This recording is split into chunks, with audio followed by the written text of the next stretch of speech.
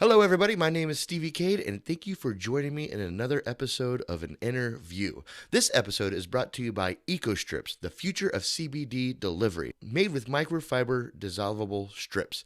They're pretty much like Listerine strips. You put them under your tongue for about 30 seconds, and boom, you have your CBD delivered into your system in the fastest way possible, which is great if you're looking for pain relief, anxiety attack, or whatever your needs are for CBD.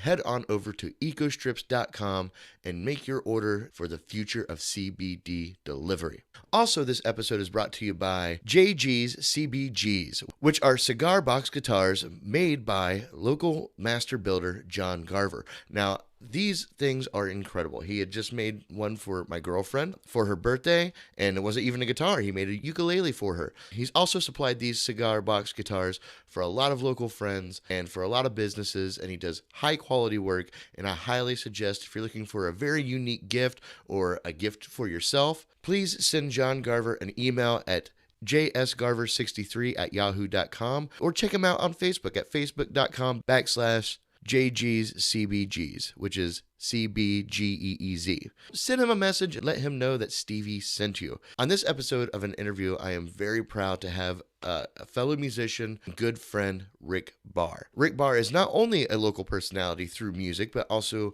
has been a radio personality, and you may have heard his voiceover work on many platforms, including audiobooks. He's got many great things coming to us in the future, including a new album and some other projects that we discuss in this podcast. So please, sit back, relax, and enjoy an interview with Rick Barr.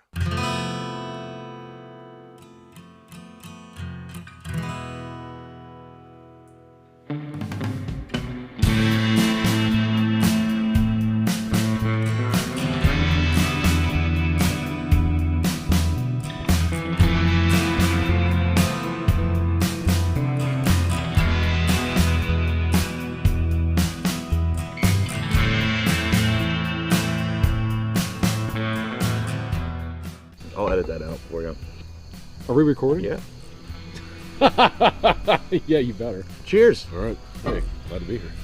So your CDs, man, you did an interesting thing with this album. You had like the audience participation a little bit. Is that accurate? I certainly tried. Yeah. I tried the Indiegogo route. Just to Indiegogo? What is this? The crowdfunder site where you can set a goal and invite people to contribute, and they get rewards like the music. And I also had T-shirts, water bottles, and you can set up tiers where, so maybe $25 gets you the CD and a T-shirt. $50 will get you that plus a water bottle plus whatever. And I try to be creative about it and get people involved by saying, hey, if you do $100 maybe, I'll cover a song for you. Like I'll record a song and deliver it to you. Maybe for $150 or whatever, I'll write a song for you. Give me a topic and I'll write one. Stuff like that. See, that's something I've always admired. It's like my Achilles heel a little bit. Yeah. Like writing songs about random topics. Oh, that's all I can do. That's Everybody I know does the heartfelt stuff. Yeah. And I get that. I mean, I get you pour your heart out, whatever, you want to be deep and meaningful, but I've never, ever felt like that. I've written a couple of maybe love songs that ended up not being sarcastic, but other than that, I can't do it. Yeah. So I've always had trouble lyrically. So that's where my friend John, who lives in New York, comes into play. We've known each other since 3rd grade. He's a writer, published author. He's the one that puts the good words down to my music. Man, that's so out of my element.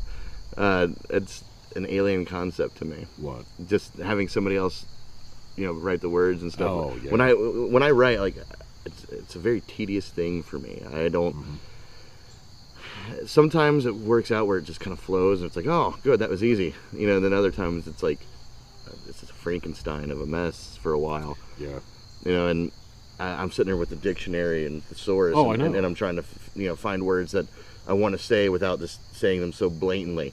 The sun in the sky brings me light. Okay, let me figure out a better way to illustrate this painting that I'm trying to make for you, Yeah, that's tough. I hate that. I hate being on those sites and just searching for words. It feels ridiculous. It does. Because then it feels just kind of stilted. Like paint by numbers. Yeah, a little bit. Yeah, finding the right imagery is so tough. And there's one song in particular on the album where I actually I feel like I nailed it. Like I just kind of got a lot of, well, just good imagery, and I didn't have to force it. So that's one out of several songs. That's a good feeling when you don't have to force it. And even forcing it is not really a bad thing. It's just trying to match, the music with the words and Oh yeah. trying to make it. There's oftentimes I'll write what I think is a happy song, and I'll write it in a minor chord. Oh. And I remember the Times. The Times is a prime example of this. Everyone's like, that song about your brother, and it's a song that has really nothing to do with my brother. I mentioned him in one line. Right. And they're like, that's such a sad song, and I'm like, it's supposed to be a happy, uplifting song. I think when, what's his name, Torg on the Torg and Elliott show said I sounded like a sad Zach Brown. Oh my God. On air, I was like, okay, thanks, man. Yeah.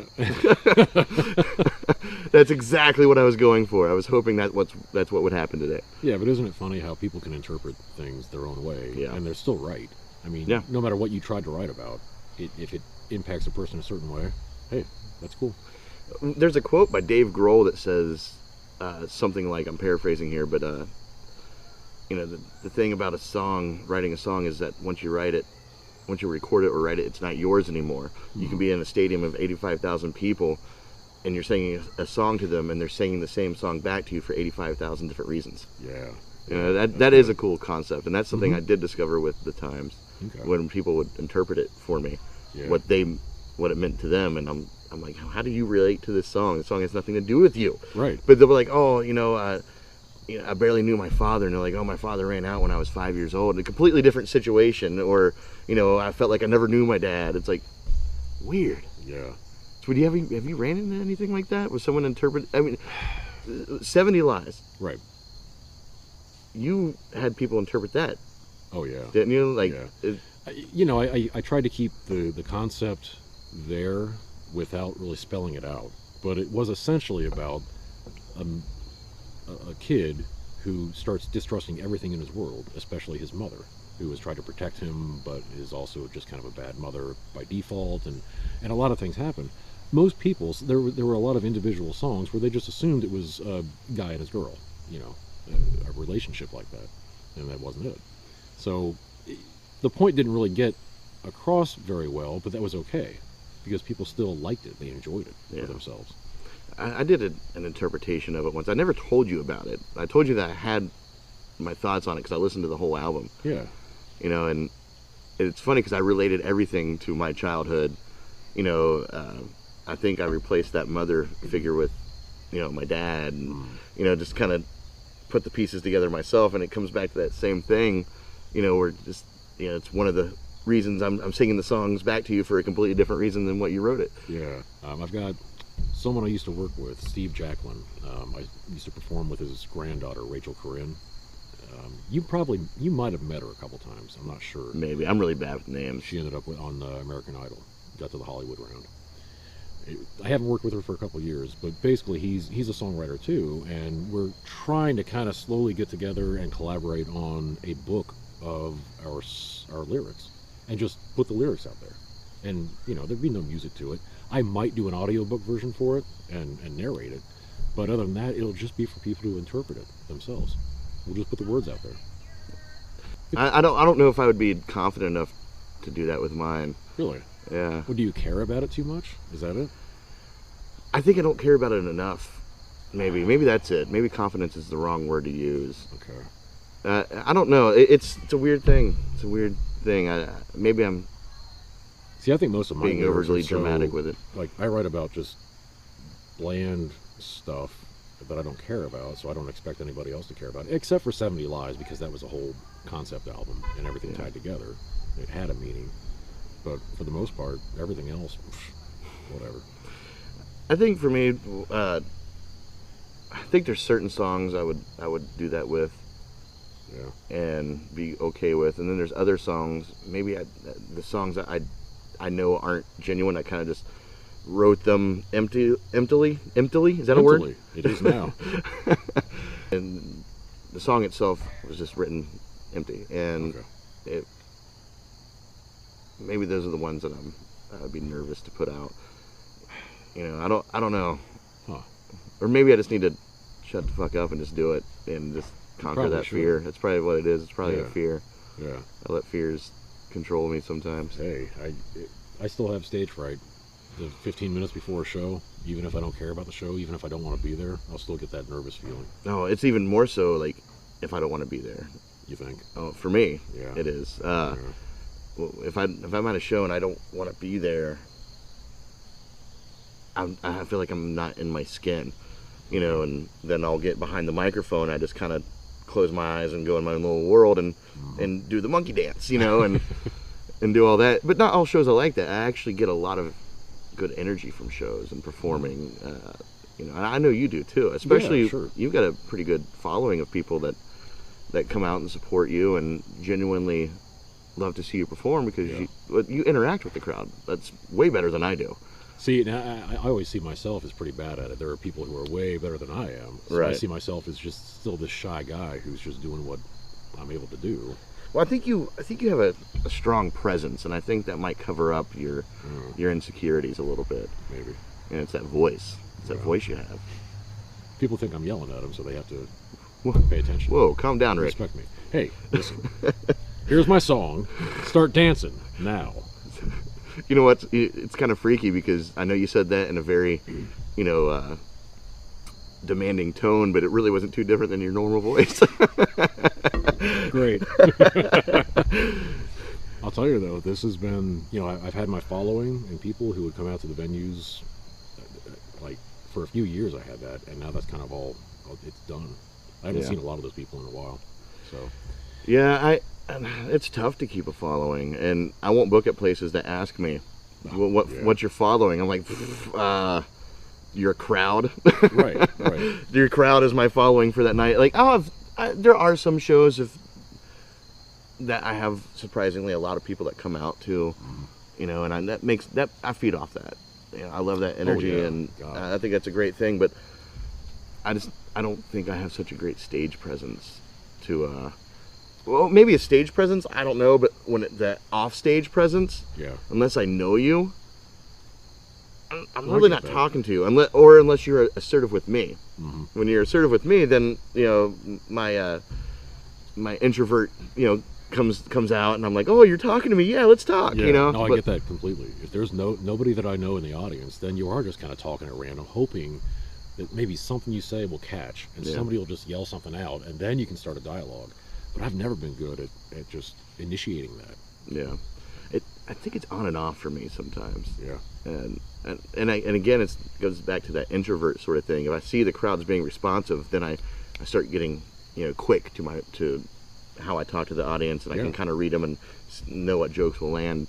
It's a funny thing that happens on that stage. Yeah, so many things happen. Especially when you're like changing your set because, you know, the demographic of your crowd leans more towards one way. Yeah. Or another. Yeah, I know you can have a whole set list planned and just blow it up every time. It doesn't matter. I don't think I've ever followed any set list that I wrote. That doesn't happen. No. Unless you really don't care, which, I mean, I know some people who do that, and that's fine. Who just stick to what they do, and that's it. Yeah. Well, maybe there is a copy and paste that I do now that I think about it. It's just something that just become what it is over the years. But on that mic, it's a whole different world for me, and I'm starting to get a little exhausted with it. I mean, I did almost 300 shows last year. Wow. Okay, that's a lot. That's a lot. I thought I was doing a lot with maybe 180, 190. When I've been pushing hard. The year before was 215. Okay. You know, and then I went harder last year. I was doing like 4 shows during the weekend, 2 on one day, multiple times. Oh man. And I only did that a few times. Oh, My back wouldn't let me do it anymore. I didn't even want to. There was one time Ron J and I started off at Papa Boo's, and then we had an hour turnaround where we had to pack up, head to a different part of the lake for a private party on the pier there, and get set up. We were out doing that for 12 hours that day. Oh Jesus! And we got to the very end, and we were both just like, you know, yeah, like of course. we're hanging on by a thread, we play our last song, and then they hand us $400 and say 1 more hour. Oh, they gave you $400 for just the extra hour. For just the extra hour. Crap. Well, then you have to. Yeah. That's crazy. Yeah. There's no saying no to that. No. You know, and a little bit, a part of us died. Yeah, of course. You know, but the other part of us were like, okay, we're gonna dance for you. You know. Yeah. Well, that's what you do it for. We got our fourth wind, you know, if you will. I mean, that kind of appreciation, that doesn't happen every time. So we learn to appreciate that. Yeah, absolutely. Wow. So you going back to your new album, you said you tried to have people participate. This was a rough time to try to do something like this. Yeah. It didn't go all that well as far as the upper tier stuff, so I don't have to worry about writing anybody any songs. The campaign just ended, I think, yesterday, the day before, so we're done. I made a little bit. I made enough to cover the production of the CDs. So well, that's good. fun. Yeah.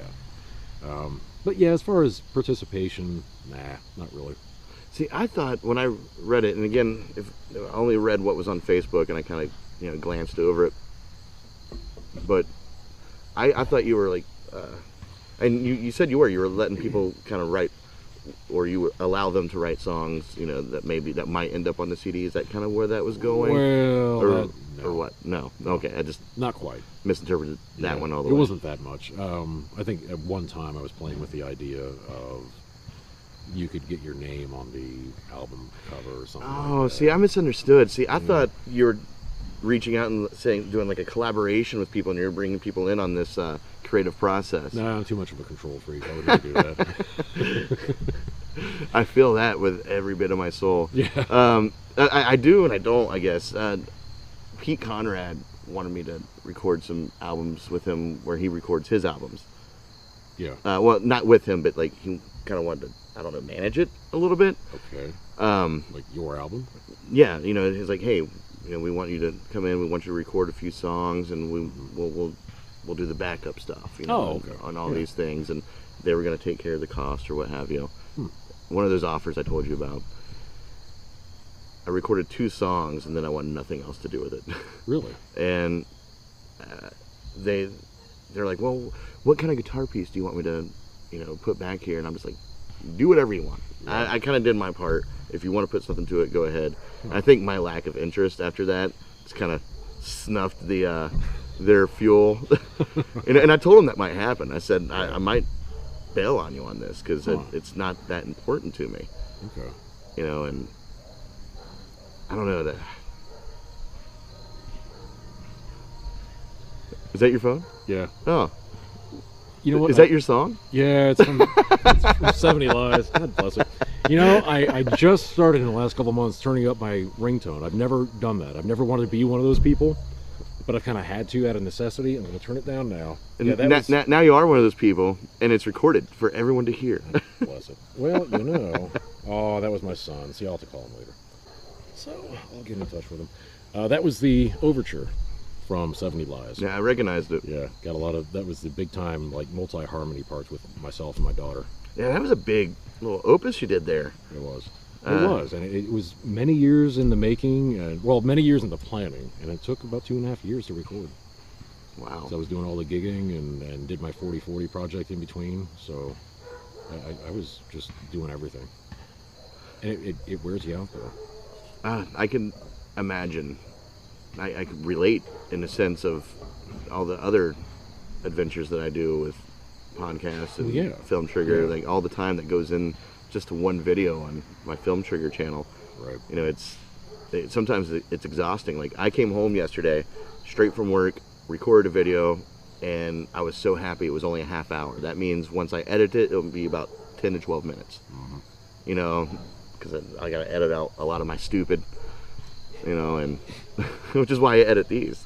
I got to edit out a lot of my stupid. Well, sure, yeah, but I mean, it's exhausting. You know how much work you're putting into it, but I think there's a point where you don't even realize you're getting burnt out, literally.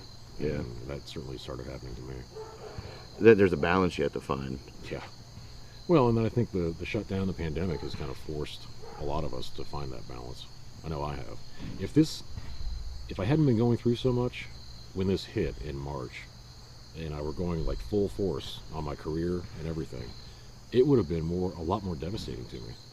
Yeah. But I actually kind of saw it as a little bit of a relief. So did I. Yeah. Except I didn't have anything to fall back on.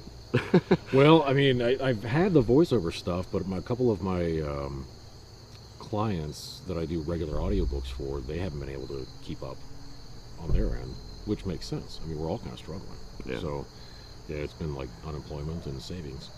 The audiobooks, how did you get into that? Honestly, the whole voiceover thing was almost an accident. It was like after 20 years of meeting people and having them say, "Hey, are you on radio?" I mean, literally since the time I was 20, I've had people doing that. And You do have a very sexy voice. thank you very much. Is that awkward? No, not coming from you. Oh, Any other guy. You're the one. I like to meet expectations. Yeah, you do.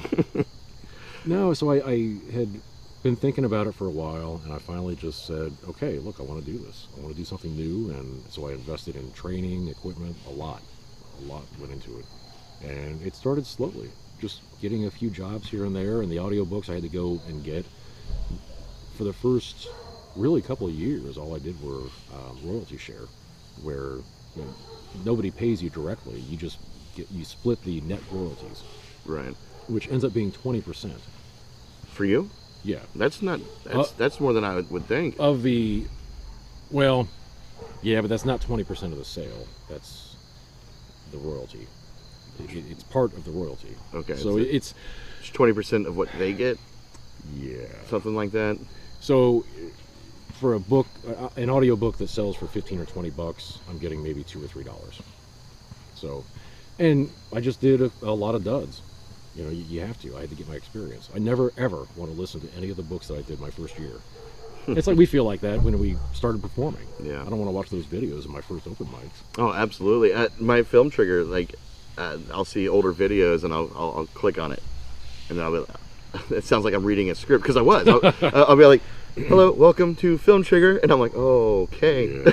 Yeah. I'm a bit more seasoned now. Mm-hmm. It's amazing the evolution that you go through. You don't even really, at least I didn't really notice until I went back and saw how different it was. Yeah, it takes a lot of time to change, and you don't really notice the change until you look back.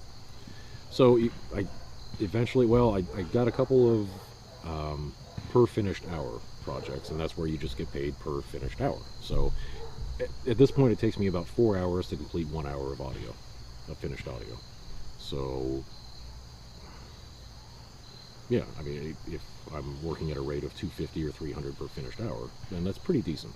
Yeah. I mean, that makes it worth my while. And then I created a romance pseudonym, which I will not reveal. But that has been the moneymaker. Really? Oh, yeah. Not just romance, but erotica, the stuff. Oh. I had to do it so my mom wouldn't. She's a fan, and she wants to support me as much as she can. She does not want to be listening to the stuff that I do. If I were to guess the name, could I get a wink? You would never guess. I don't think there's one single person in America that has the name, yet it's not a crazy name. I'll tell you afterwards. All right. A little off the record. So and you got to mention before that you are diving into acting? Is that what?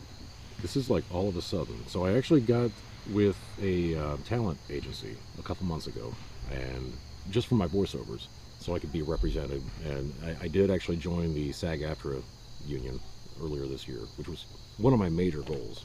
Is that what is that? It's the actors union that like. Oh, the Actors Guild. Yeah, exactly. Okay, right. I got Screen you. Actors Guild. Screen Actors Guild. Yeah, don't you have to pay into that, don't you? Yeah, is that correct? Yeah, there are fees. All right. But there's also kind of a threshold of earnings that you have to make in order to get benefits. So I'm kind of working on that, another goal. So I got representation a couple months ago, and a friend, just happened to mention, you should look into just being an extra somewhere in commercials, whatever. So I kind of talked to them and read some scripts, and they said, you know what, you're actually pretty close to what you would need to be. I need to get some acting lessons, of course, because it's a lot different to act in front of a camera than just in my booth, right behind my microphone. Yeah, you have all the facial expressions that. Right, it's a lot different. So I've made an appointment with someone to get some headshots done in a few weeks, and they'll be able to represent me in that way, and we'll see. I'm going to have to work really, really hard on it. Yeah, It's not just something That I'm sounds going like to fall fun. into. That sounds like it sounds like a fun and intimidating all at the same time. Yeah. Well, the guy I was talking to yesterday about it was kind of laughing because he said, most of the people they represent are actors and they're trying to get into the union. And in my case, I'm already there, but it's as a voiceover. So I kind of have to ramp up my skills before they can really push me out there. Is there like a tier of respect, if you will, like how hand models are to supermodels? Is that how voice actors are to movie stars? No, it's a completely different realm. Yeah, really. Yeah, it's not like that. But he did say that, or maybe it's prestigious. Prestigious? Yeah. Oh, he's a voice actor. Ooh, wow! Yes. Listen to that. Yeah. That voice. I'm not going to say what I was going to say. Just shut up and listen. That's all you have to do. Now, he said that when production companies come to the talent agencies and they see someone is with SAG-AFTRA, that gets their attention more. But then they expect more. So, I need to. And the funny thing is, he said when I read a demo script for a commercial and then a monologue, like a movie monologue, and he said it was pretty good, but I sounded like I was doing a voiceover. Yeah. Of course I would. What else do I know? So, yeah, I'm going to have to look into some acting lessons. I'm just going to take this somewhere. I'm trying to make the voiceovers a more important part of my career. That's a unique thing. It's always something that I've wanted to dive into myself. Not audiobooks. I would suck at that. But my avenue would be like character creating, for like cartoons or something like this. Yeah. That would be my realm. Just get out of my world for a little bit and just pretend to be this goofy ass character on this children's cartoon, Right. or something like that. Is that a possibility for you? Oh, sure, anything is. Yeah. Yeah. I mean, I don't see myself as doing a whole bunch of silly stuff. I've got my wheelhouse, which is the deeper voice, the the Chevy truck ads. Yeah. That'd be the kind of thing that I think I would more easily fit with. But I would never put a limit on what I can do. You could be Batman. Well, there you go. I've always said that. Yeah. If I were to ever illustrate a comic book or write one that is illustrated and made for a short film, I would I'm casting Rick Barr. Well, there you go. All right. Well, now that I know you do it for royalties. Yeah. Yeah. I thought you wanted money, but yeah, royalties. No, we can give you royalties all day. Not at all. Just, give me those 2-cent checks every month. I like that. For the rest of your life. Yeah, that's right. Well, and that's the funny thing, though. Some of the royalty share books I've done, a couple of the later ones I did, maybe a couple years ago, ended up being pretty good. And there's one in particular, can't say the title because then people would look it up and they'd know who I am. But it's performed pretty well. Maybe $500 or $600 in a couple years, which is okay. I mean, it's still not great, but these are passive earnings now. I did it 2 years ago, and I'll still be making money 5 more years on it. The deals last for 7 years. I hope one day that I buy an erotic audiobook, and I'm just gonna know the voice when I hear it. You would definitely know the voice. Yeah. You pay attention to that kind of stuff. I have actually. There are just maybe 6 or 7 people who know. Yeah. And they've had to promise to not say anything. Yeah, Scout's honor sort of situation. So. And he did it all for Mom. All for Mom, and just my general. I don't know. At some point, I'll mix it up and just let it all out. I don't care, but I just don't want her listening to it because it's very, very, very taboo stuff. Well, which would be more awkward? Her finding out that you're reading for this stuff, just by, somebody told her, or her finding out because she paid for one of the books. Yeah, I wouldn't want to know that she's paying for those kind of books. Actually, she knows that I do that kind of stuff. Okay. Yeah, it's not like I just told her, okay, I'm not going to tell you, who I am, but because she would ask me what I was working on, and there was a point where I think I did 5 or 6 of those books in a row. So maybe for 4 months, that was all I was doing. I didn't want to lie to her and say, "Well, I'm not getting any work." So she got, but she was curious. She was like, "Really? Oh, God, no." My mom wouldn't. She wouldn't care. She'd want to listen. Okay, well, I'll let your mom listen. Well, I mean, like Oh, if I were reading that stuff, she'd probably critique me. You know, Steve, I just don't think you put enough emphasis on the word throbbing. Like, oh, thanks, Mother. Love you. Throbbing's the least of our worries. Oh, stop blushing. Oh, Rick. So now you're doing those full time, the audiobooks? Is that what? Yeah. And music. I mean, it's full time as far as just you do the work when you get it. But yeah, I mean, I quit my regular job 2.5 years ago, so I'm not looking back. That's good. No matter man. what. And that was IT, right? Yeah. That was yeah. You and I kind of did that about near the same time. Mm-hmm. Yeah, where we both were like, done. We're moving on to something else. Yeah. You know, and Scary move too. oh man, I had no clue what I was doing. Not a clue. You were probably more prepared. You seem like more prepared type of guy. I'm always a off the heels of my feet kind of guy. At the time, I realized how much I was making on music and knew that I could pay my share of the bills with that. And because at that time it was all extra. Like all that I was making from music was just going into the bank. Yeah. So I had to think about that and say, well, look, why don't I just take a risk? Because I was burning myself out big time, getting up at 5 a.m., running open mics till midnight, 1 a.m. Oh, yeah. It was just, Jesus. Yeah, when I was cooking and doing music at the same time, it was pretty exhausting. And now that I'm doing what I'm doing now, and, you know, I still had a good flow of, you know, places booking me once, you know, things eased up a little bit on COVID and, you know, people were like, oh, okay, we'll pay you to come on in. Yeah. Even that little bit was like exhausting. Wow. You know, and that's why I was telling you earlier, like I feel like I might just kind of slow down quite a bit on that end of things, you know. Maybe just go out to an open mic and just enjoy being in the audience a little bit more. You know, it's something that we don't get to do very often. I know. You know, and it's ironic. I think that's why we run open mics, you know, or at least you do now. I don't anymore. But that was kind of our gift to ourselves and to others at the same time, you know. Yeah, and yeah, we're running it, but we also get to be an audience member for that as well. You know. Yeah, and I just happened to last night host the 3-year anniversary show at Stad's. 3 years. 3 years at one place. So and such a cool place. You really did a lot with that. It's been amazing. You know, and I know that a lot of that has to do with you. It also has to do with Alex and the place he's running, you know, for sure. You know, but it's just the right fit. Mm-hmm. You know, you guys were. And it's such a unique situation because you walk into that place, you wouldn't think that place is hopping on Mondays with open mic. No. You know, how do we sardine 30 people into this place, you know? But you guys do. And people come out all the time and they love it. You know, there's an atmosphere that you've created that is comfortable and welcoming, and that's one thing I really appreciate about what you do, you know. And I think a lot of people who are wanting to go run open mics or getting into music, I think they should come to your place and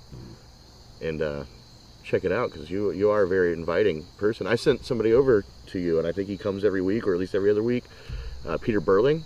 Yeah, well, I haven't seen him since the shutdown. Oh, really? But he was great. Yeah, he was looking for a new place. I'm like, hey, head over there. I told him get there about 5 because. Yeah. Well, I know we were getting 12 to 15 sign-ups every week. Yeah, crazy. You know, and he showed up. He was just so happy. I made him take a picture with my picture. Oh yeah. I don't know why. I had a plan for that. Then when he did it, I just felt so icky about it. I'm like, I'm like, this seems oddly self-serving, and I'm just, you know what? It was supposed to be a fun thing, but the fact that I orchestrated it just made me like, it seems a little too forced for me. I get that. Yeah, but he was great. We were. He was coming out to other open mics too. It seemed like it was something he was just getting started with. Yeah, well, but he's been around for a while doing stuff. He's a great musician, and I think he leans a lot on having other musicians with him more so than he needs. You know what I mean? Yeah. Uh, but but that's his comfort zone. Who am I to, say this, that, the other about it? His old student sang with him a few times. Yeah, what And did it he was, coach? I cannot remember. I don't know, it might have been. I think it's volleyball or something like Could this. have been. But yeah, he's a good guy, and I know he really enjoyed it when he went out there because, Yeah. well, again, the atmosphere that you create. And it's almost by accident. And Alex and I started talking, and I'd been let go from O'Toole's, which was a great one. Really did some neat events and some special things, but the ending was kind of abrupt and not so nice. So I spent about, a week and a half maybe licking my wounds, and then Alex and I just started talking at random. I told him I didn't think Mondays would work. I thought it was a bad night.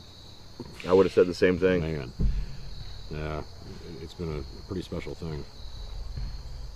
But it's funny because now that we came back early June, and I put a cap on the signups at 10 because of the half capacity and just the limits that we have.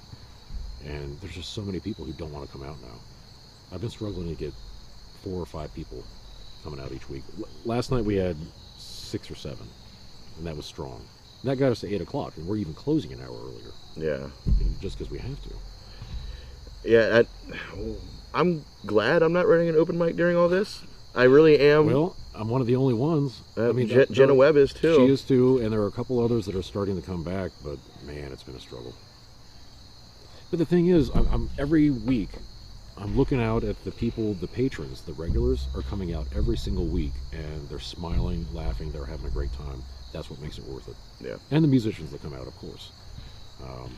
It's just tough to go from something so wild and crazy where I'm, the sign-up sheet goes up at 5 and I'm running my ass off for 5 hours straight just trying to get people through 3 songs, panicking when I see someone coming in with their foot pedal board and I know they're going to take forever to set up. And I mean, there were frustrating moments within that, but it was such a successful thing and there was so much going on. It's kind of hard to do a lower level of that and have the same enthusiasm. I'm really struggling with that, with the open mic and my shows. Yeah. Like a great show now is all relative. It's not the same level as it used to be. Yeah. Well, I've been doing a lot more private gigs. See, that's good. And both my gigs this weekend are private. In a sense, I mean, the golf resort or club or whatever you want to call it it's Well, it's for the members. Yeah, it's a members only sort of thing, and they got some really high-end members in there. Jim Tressel tipped me $20 last time I played there. Jim Tressel. Yeah, All right. Sweater guy, right? Yeah. Okay, nice. I had to make sure I don't football. Well, sweater vest. Sweater vest, yeah. But then I have a private gig here at the lake that some of the residents do around here, and they book pretty good acts. I know AJ Angelo's been out there, Brad Moore. They hire some good people out there. Yeah. So Ron J and I will be out there this Saturday. Well, great. And it's right across the lake, straight over there. Nice. But this is a very odd time, and as you said before, I think we needed it. I think a lot of people needed it. I think a lot of people didn't need it. Yeah. I think it's hurt more people than it's helped. But you and I, in what we do, it takes a lot more than people realize to market and promote. And even though you're sitting there talking to us at an open mic, we got our eye on so many different things. Yeah. Going on. One thing messes up, you got to be on it. Mm-hmm. You can't be out in the back, smoking a cigarette or, over here, in a deep conversation while somebody's on the mic going, I don't know what to do. Right. Yeah, exactly. And that's something that people, I think, some people respect that and understand that rather. I think a lot of other people don't know that's what you're doing. Right. All the little things. So you started going out to open mics 7 years ago? 8 years ago? Yeah, I just had my 8-year anniversary at the Dolphin Lounge. So, yeah. We met. We met there for the Songwriters Showcase Columbus. Yeah. Oh, boy. I remember the first time I met you, I was very nervous. just being me. It Oh, wasn't. okay. I didn't know. I didn't know who you were. But Tom's like, hey, he's wanting to sign up for the songwriter showcase, and I was already in over my head with this thing. Yeah. Like I didn't know what I was doing. That's classic Steve. Well, That's running by the hills of my feet. Yeah. And I'm like, you want to sign up? That's good. Shake hands. See you later. And Of course, I was in the same boat. I'd only been, playing for maybe 5 or 6 months at that point. So I was still just getting nervous as hell before I did anything. that's so cool though. That's a cool little memory we share. Yeah. You're the second person on this podcast that was involved with the Songwriter Showcase. Oh, yeah? First person was Jeremy D. Moore. Oh, right. Okay. Yeah, he was the guy who recorded all the footage that ended up being the commercial for the Songwriter Showcase 2 that came out. Yeah. But I think there's a lot. Tom Stillwild told me this. He goes, man, I'll tell you what. The thing that makes the Songwriter Showcase a very memorable thing is people still talk about it in relationship to somewhere in their career. Yeah. Like there's a lot of things that a lot of people that met people there, that still hold today. That's when I first met Tom. It's when I first met you. It's when I first met Terry Douglas, because he was introduced to me by another guy. He's like, hey, you're still looking for somebody to do a studio recording time for the winter, right? I'm like, yeah. And he goes, well, Terry Douglas here just opened his own recording studio. Yeah. I'm like, oh, cool. And then, you know what's weird about that? I think Terry still remembers what I was wearing. Oh. I think we've talked about that. Like, he brought it up. He's like, oh, yeah, I remember you were wearing this and that. And his wife goes, what was I wearing when we met? He's like, anyway, Steve. It doesn't work that way, honey. Wow. That was a fun experience, man. Tom Hagley won that one. Yeah. Tom Hagley won that. Of course he did. Oh, Kid yeah. Well, as soon as I heard everything.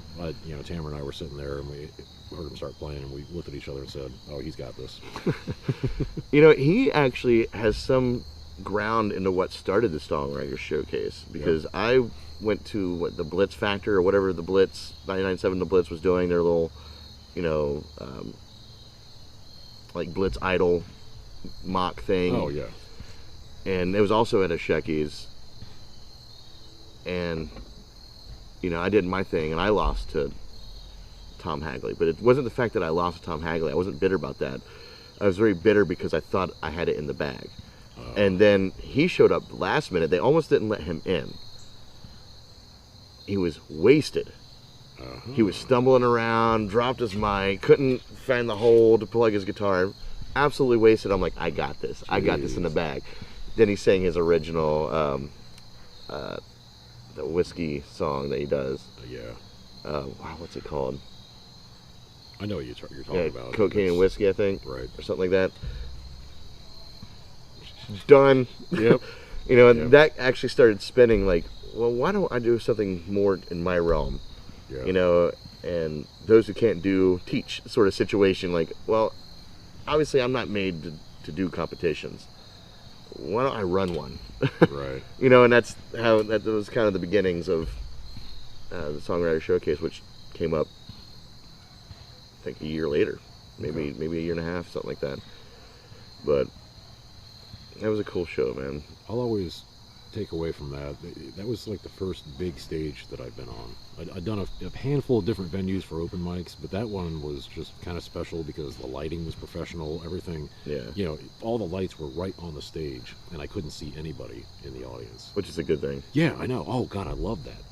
It helped me relax, and it was a special thing, just to be involved in it. What made you start going out to open mics? Like, what made you, like, how, let me rephrase this question. Okay. When did you start playing music, and then what made you start going out to open mics? Well, I got my first guitar when I was 12, and I piddled around with it for a while, and then John Biggs, my childhood friend from 3rd grade, he had some poems in his little briefcase thingy, and he opened it up, and we started writing some songs together. Justin Climbed a Tree was the very first one. I still play that at shows. It's a nice little fun one. And we did open mics, and we had a show at Stasha's, which turned into Little Brothers. And when was this? 1992. 1992. Yes, we were 17, got our first paid gig, and we he was the entrepreneur. He always was. I didn't care. I have so many cassette tapes of us goofing around, farting, burping, laughing, cussing, just being really just nasty teenagers. That's all I wanted to do. He was pushing us to do the open mics. We went to BW3 and a couple other places on campus, and he got us a paid show, and he even got us an opening act that he didn't really do the math very well, because the opening act got more than each of us did after the split, but that was okay, because he was over 21, so he could actually buy beer, so he was like a cool guy. Nice. Yeah. So we did that. Did he slip you a couple? No. Our parents were there. Oh. We basically filled the place with high school kids, so I'm sure they loved that. So we did a couple of those, and then we just played throughout senior year, and then I moved to Dayton like 3 days after high school graduation, and that was it.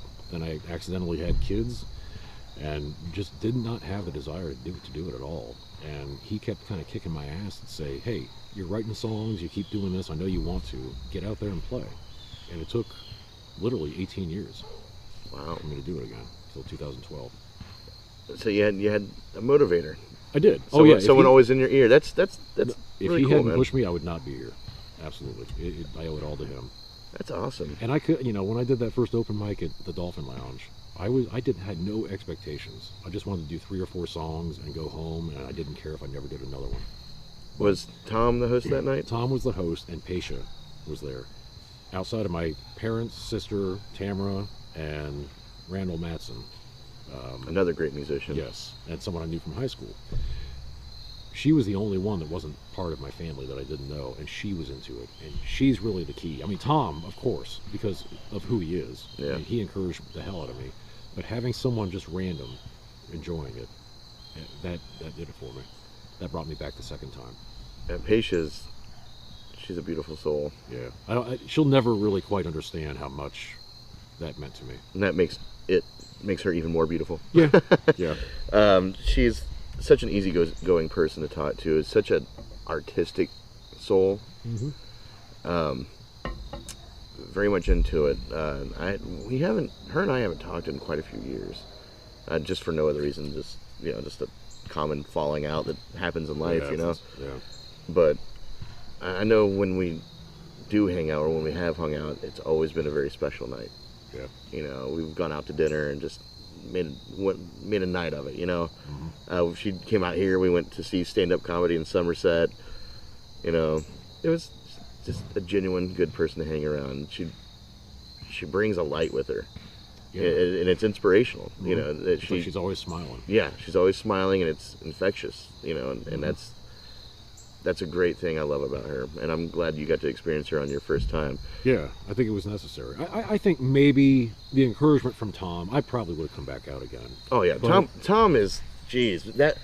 Well, he's one of the ones that when you talk about not having a stage presence and being like inhibited, I still compare myself to him and a couple of the others, and thinking every time I watch him, even now, even after all I've done, I just think I can't do that. I'm just not that kind of person. Yeah, he's such an extrovert, and he's so good at grabbing an audience. That's why when I first met him, I was like, "Do you want to host a songwriter showcase?" And you wanted to run it, but you didn't want to host it. No, Yeah, no, because I don't want to be on that stage talking. Yeah. And he did such a good job. And he actually ended up doing the Tom Hagley benefit as well. Right. For me, or for Tom and his family rather. God, that was a tough one to organize. Oh yeah, I'm sure. It was good though. I remember it. Yeah, we had 24 acts that I had to organize. 12 bands, 12 acoustic acts. Yeah, that's a lot. That was a lot, and it ran like butter due to everybody. Like I had friends being, stage hands, okay, you're in charge of getting these bands on and off. We had a drum set donated to us that didn't show up, or something happened, so Tom ended up going to get his own drum set. Jesus. So we had a community drum set, so people didn't have to bring their own drums and all this. It was pretty magical. And he hosted that, and I remember one time he was giving a speech and he just started crying. is a heartfelt man, very that's for genuine. sure. He's actually going to be on the podcast here in a few weeks. Oh, yeah? Yeah, I got Anthony Schaefer coming next week. Oh, yeah. Ant-Man. Yeah. I haven't seen him in forever. Yeah, talk about the guy, the Energizer Buddy. He just keeps going. Like, he's so, his integrity with what he does, he believes in it so much that you have to believe in it with him, you know? Like, he wants to promote people so much. And, yeah, and seeing his journey is like, from where I met him, because he was Songwriter Showcase. He was working at Underground, .com for the college, their online radio station, and he would let me bring the winners of that week onto the show. Okay. The following Tuesday. So that's the setup we had. Yeah. And watching his journey from that to when I talk to him next week, I'm very curious to dive into that mind of his. I'm trying to remember how I got introduced to him, but I met him when I did his show, the Underground show. Yeah. I can't remember who it might have been. It could have been you or Terry. Yeah. Something. I mean, he was involved with that first one. But back to Tom, he's such a genuine person. He actually gives a shit. He cares. Yeah. Man, I love that man. Yeah. He's so eccentric. He parked his bus out front here. Yeah. Like a year and a half ago, maybe 2 years ago, he was playing at the Copper Penny down the street here. And he's like, "Hey man, you care if I come over?" I'm like, "Sure." I was expecting him to like show up, in a car. Yeah. And the whole tour bus took up this entire cul-de-sac. God. Yeah. And I'm like, "Okay, all right, that's fine." And on top of the tour bus, he had a hitch of all the music equipment because he didn't have the music equipment on the tour bus. No, of course not. that'd be ludicrous. Man. So actually, sticking on the subject of Tom, most people don't know, but if it weren't for him, none of these open mics would be happening right now. Because he had needed help. He had some foot surgery. It was 2014. And so me and Mike Powers ended up helping him. That was the last thing I wanted to do. He kept asking me to guest host for him, and I just kept telling him, "My God, I'm going to be terrible at that. Are you kidding me? I just don't have the personality." But he kept insisting, people like you, you're good with people, you can do this. And I was so nervous going into it. But I did that, and so many people came out, maybe like 8 or 9, to sign up. And what got me hooked was the fact that I set the rules based on what I thought should happen, like 3 songs, 4 songs, whatever it was. And people listened, and they respected what I did. And I got done with that night, and man, I was hooked. I don't know if I actually had confidence in myself yet, but I knew that I was capable of doing it.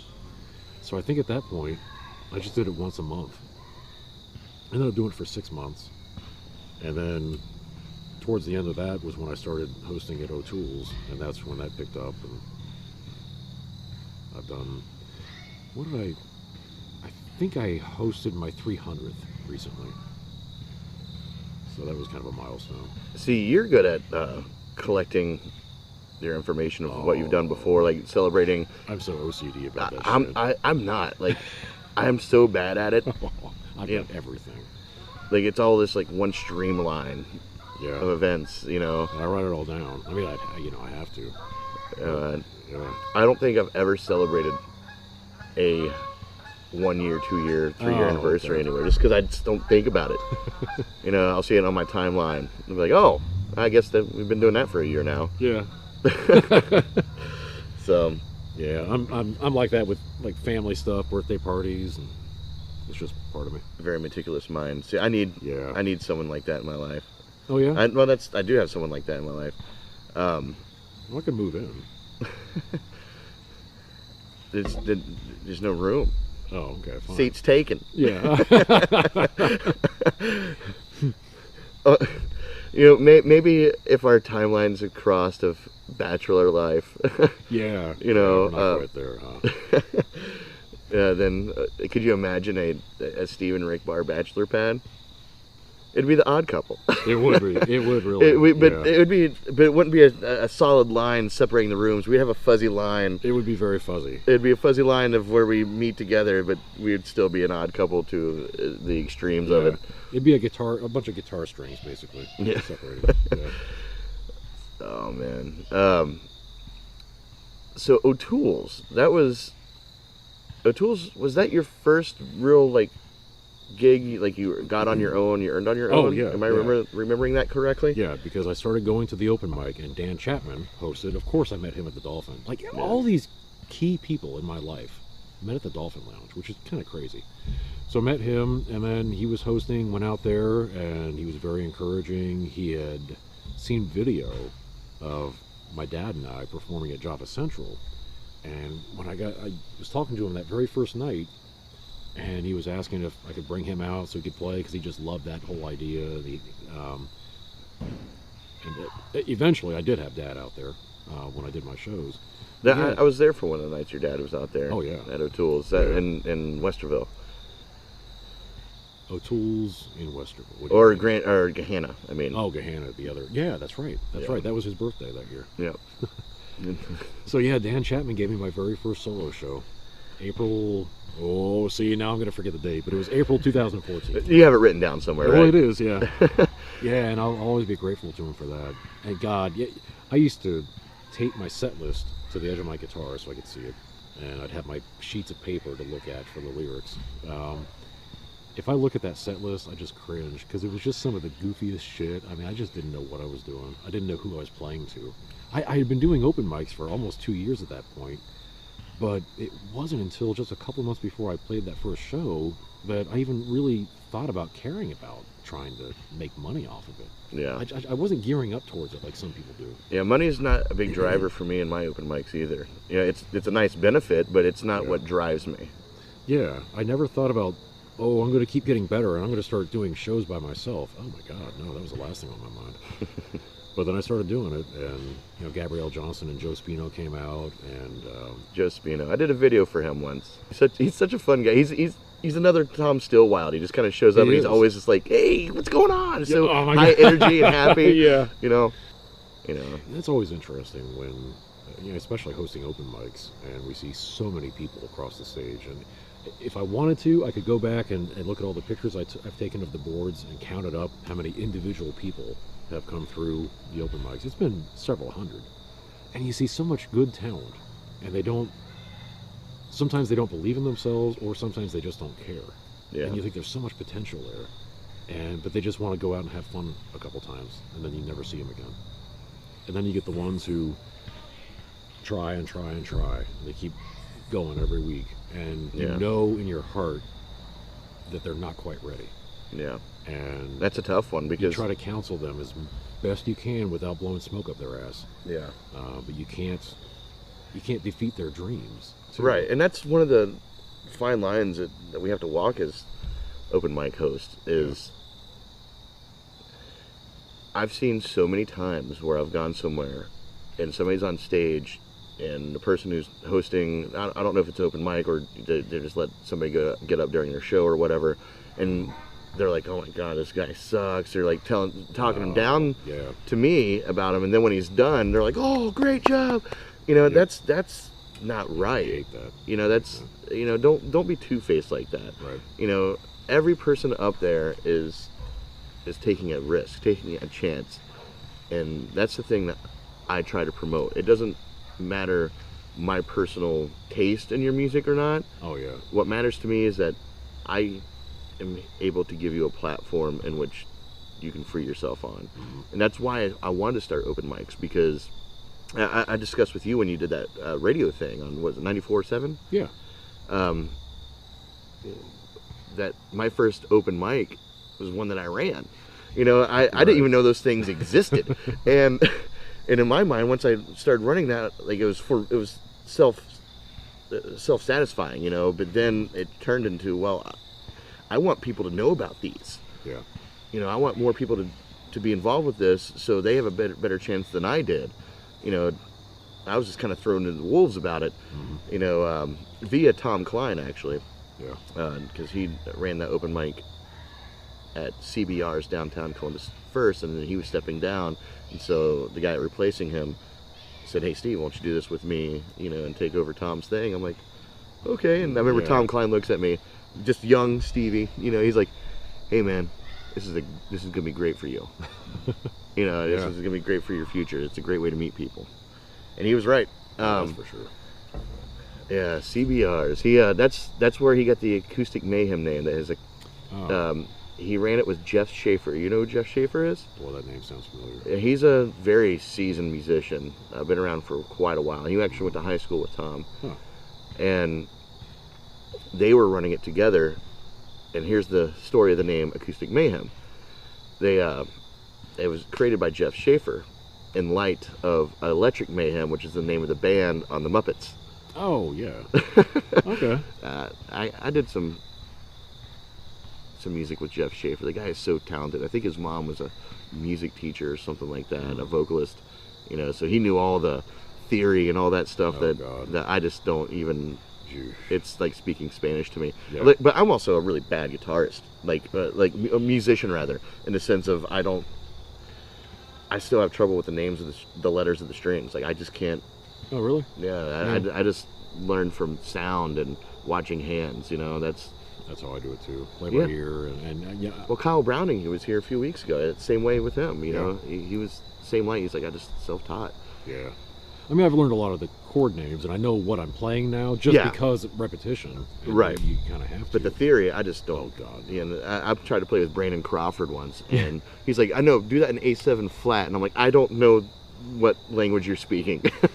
To him, Brandon Crawford's a phenom. He can just take anything and translate it into music and, transpose it, any way he can. He can follow anybody, no matter what level you are in the spectrum of music knowledge, he can follow you. Yeah. And that's such a cool thing. I got to see that actually. He came out when I hosted my 8-year anniversary show at the Dolphin in July. He came out, and this duo that I'd never seen before came out. They wanted to jam, and they wanted him to jam with them.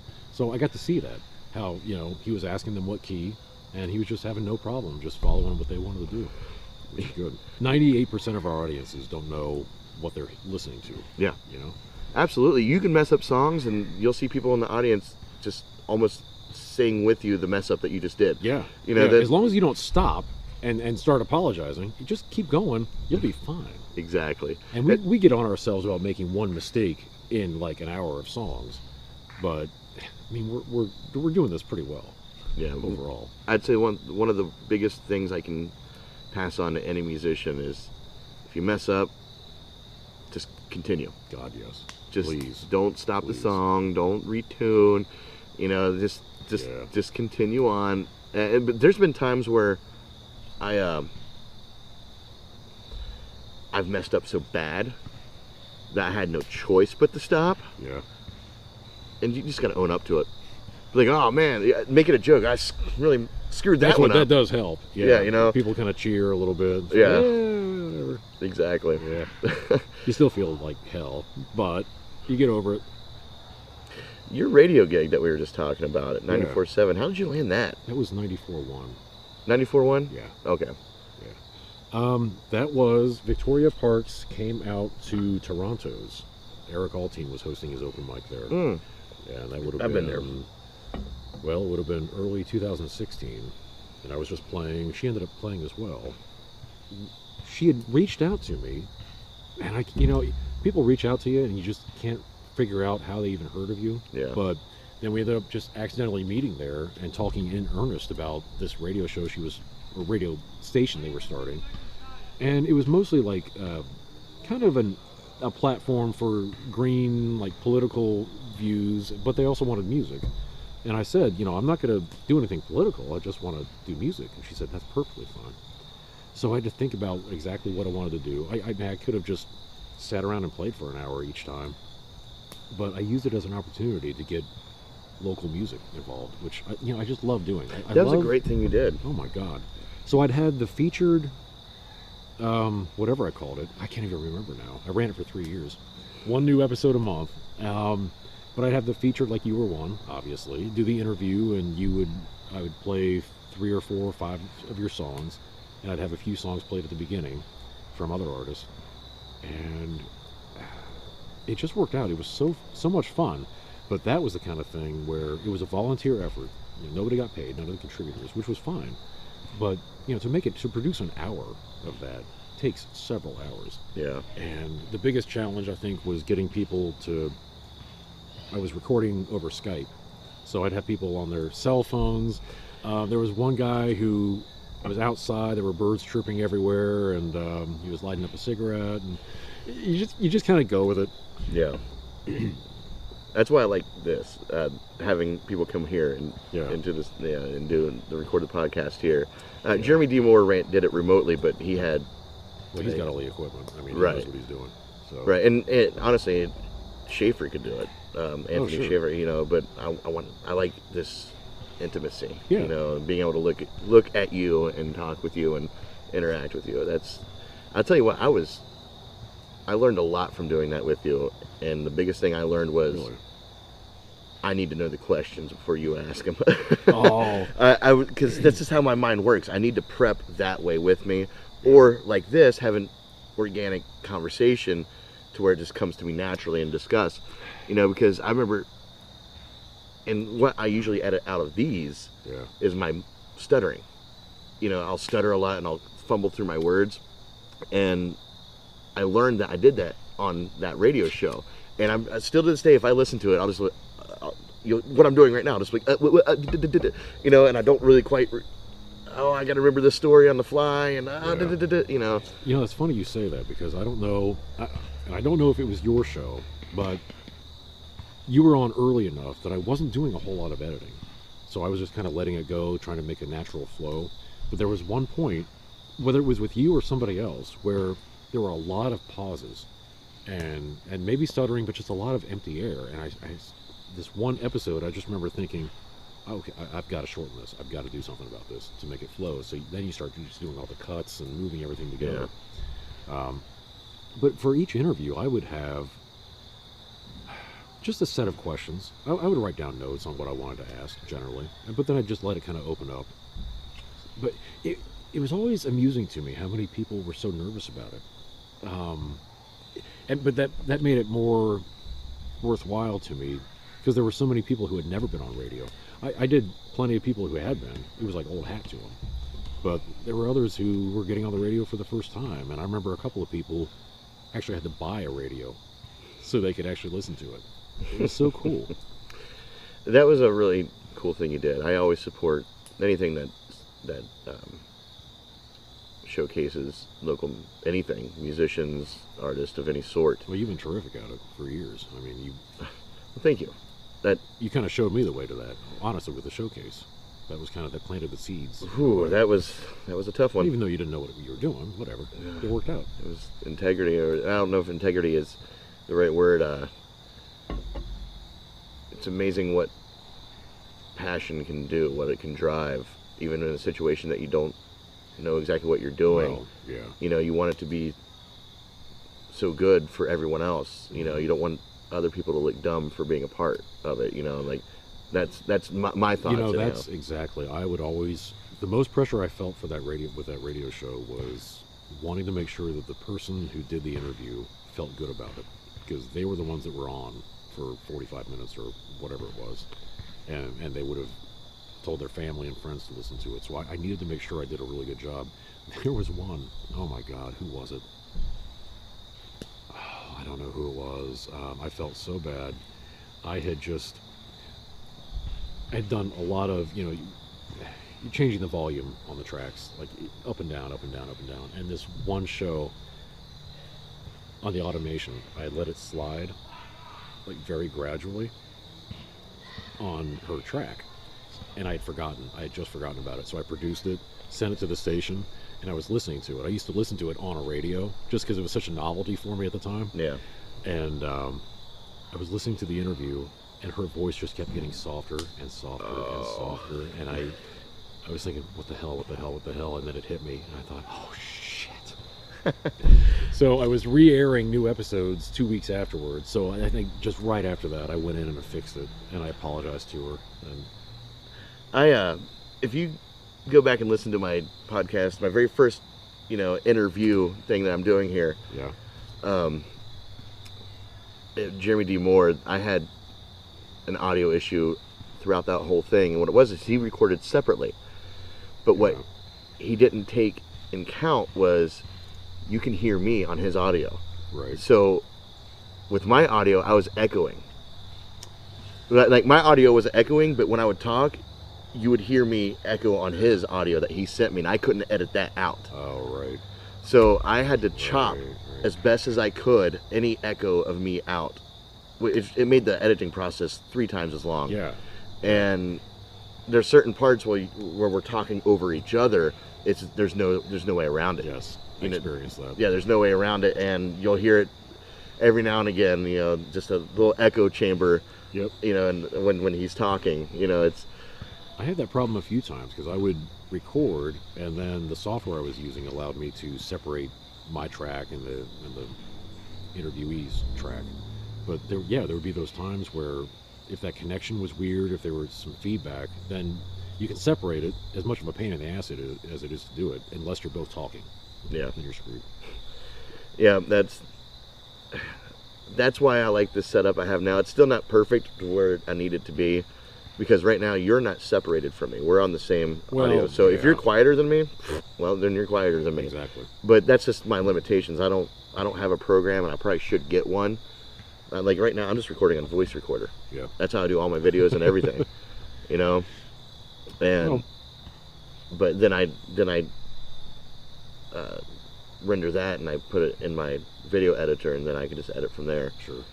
But one of these days, I should probably do that, just so it'll be easier, one less thing for me to worry about. Yeah. Well, whatever. But so, Rick, Steve, how's your life going, man? life is interesting. I think everybody's life is interesting, but everybody's going through the pandemic bullshit. Which is a weird. It's weird in itself, especially knowing that we have to kind of hunker down, and this is going to be with us for another 9 months at least, Or whatever. forever. We don't know. Yeah, or forever. I mean, masks might be a new thing for the rest of our lives. Right. So we're dealing with that. I'm at the tail end of a divorce, so that makes things odd. And I'll tell you what, when you're going through a divorce, you do not want to have to be quarantined all of a sudden. There were 2 months of very difficult times there. So it's just been a tough year. And I just had surgery on my wrist. Most people know about that. Just some inflammation that needed taken care of, and scraping of blood vessels. That sounds violent. So they could actually draw blood in to create some healthy scarring. And there's some arthritis because I'm 45 and I'm old as shit. Apparently. Healthy scarring. Yeah. That's that's how I'm going to refer to some of my relationships. Oh, there you go. Yeah. So I had this done a few weeks ago and finally played guitar today for 10 minutes. That's all I could handle. And it's just, boy, it's been like the worst year ever. Kind of. Jeez. Kind of, I mean, in some ways not. But, Right. Jesus, trying to get perspective on it. Everything's changing. That's not necessarily a bad thing, but what makes it scary and intimidating is that we don't know what it's changing into. Yeah. And we got to just kind of just do our own thing, like. I think that we are, as musicians and even as friends, we're more separated than we have been before. I think each of us have been, especially during the shutdown, we kind of stopped seeing each other. And there was some, I don't know if depression is the right word, but certainly a letdown in everything when you kind of lose those connections. And the people that we play to. Yeah. They haven't come back. There's a lot of people who are dying to come out and listen, but they won't do it if it's not outdoors. So here we are, middle of September. We've got a month and a half, and then things are going to get shitty, really shitty. We can have all the private parties we want. There are going to be some venues, but Like when you say shitty, like as far as just being able to have the schedules that we used to do. I used to play and host. Are you talking in particular full-timers or? Probably full-timers. Yeah. Yeah, I guess so. If I was playing 15 to 17 events per month, and right now, October through December, maybe 4 or 5 events per month. outside of the open mics. Shitty in that sense. Maybe I needed a break personally. I probably did, but still, I need to make money. I mean, this is my living. I quit my job. I'm not going to go back into IT right now. Right. So it's a tough thing. But it's also kind of a wait and see, and also the more we go through, the more, I don't know, is that healthy scarring? Is that what I said? Yeah, healthy scarring. Well, that's part of it. It kind of helps us cope with whatever comes next. So I'm kind of worried about it in a sense, but it's all in the back of my mind. Yeah, I think this podcast here is an evolution of, this whole COVID thing. Because I've been sitting on this idea for Studio 47 Presents for a while to have this sort of intimate setting, but out in the field with musicians and also doing video recording of their shows and actually having its own show. Right. And I was talking to, just places, more higher end places around Columbus, trying to get it to a home base to grow upon. It would be in the light of open mic, but more in a controlled environment.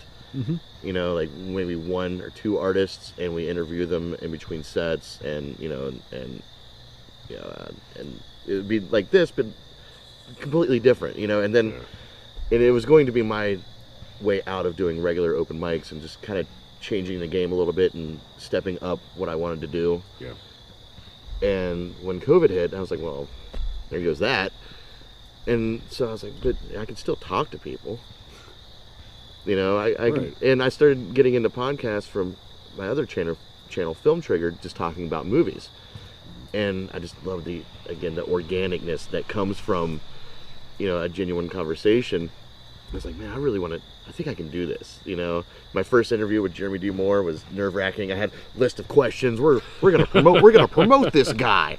Yeah. And I learned very quickly that's not exactly what I wanted to do. Right. So I ditched the scripts, or not the scripts, I ditched the questions, and I just kind of why don't you come over and let's have a beer? Right. And let's just talk, and that's how I remodeled the studio for another person to be in there. And I think this is my coping mechanism with, evolving with how the world's spinning now. Mm-hmm. And I'm very interested to see where you go. I mean, heck, I might be talking to a movie star, We'll see, huh? Yeah. I don't know about all that, but I do think that I'm going to have to rely on music a lot less. We all are. We're just not going to be back to where we were for a while. And like you said, maybe ever. We have to face that. Yeah. There's no magic vaccine. Oh man, I wish people would just lighten up on that. They're seeing that as a magic bullet. Yeah. And it's not going to be that easy. I mean, how long did it take to get a vaccine for smallpox? Right. Yeah, they're trying to rush it. It can't be rushed. Well, I'm not going to be part of that first crop. I'll tell you that much. See, isn't that crazy? Like, I've never gotten a flu shot. I'm going to this year. I've just never because. gotten one either. I'm going to because I feel like it's the right thing to do. And I have nothing against vaccines. I'm not one of those. It's fine, but not this. I'm not going to be that first wave. Yeah. You can, and mainly because my parents are. My dad's 70, my mom's going to be 69, and my dad's immunocompromised, big time. I finally got to see them last week, after maybe a month or two, just because I had been quarantined because of my surgery. So we actually used that as an opportunity. But I told my mom, well, I'm going to be hosting my open mic Monday, so, can't come see you anymore. So if you're thinking about a vaccine as, I'm going to get the vaccine and my life's going to be normal. No. You got to wait. You don't know for sure if it's going to work. You just don't. Yeah. So I wouldn't get that vaccine and then start going to see my parents. If I gave that to my dad, holy shit. Yeah. Riddled with guilt. I mean, I think that's where a lot of people's thoughts are, and that's a good thing that they're thinking of other people, their parents, and if I gave this to somebody else, that would make me feel terrible. Right. I think you and I are in that age group where we're not all that concerned about ourselves. Obviously, people who are getting it sucks. Yeah. Maybe it sucks really, really bad. But yeah, it is mostly on behalf of others, just to take it seriously and do our part. And this whole magic elixir that everyone's hoping for, let's look at viruses we know. Look at the flu, different strand every year. I mean, So it's a thing that we have every year. Yeah.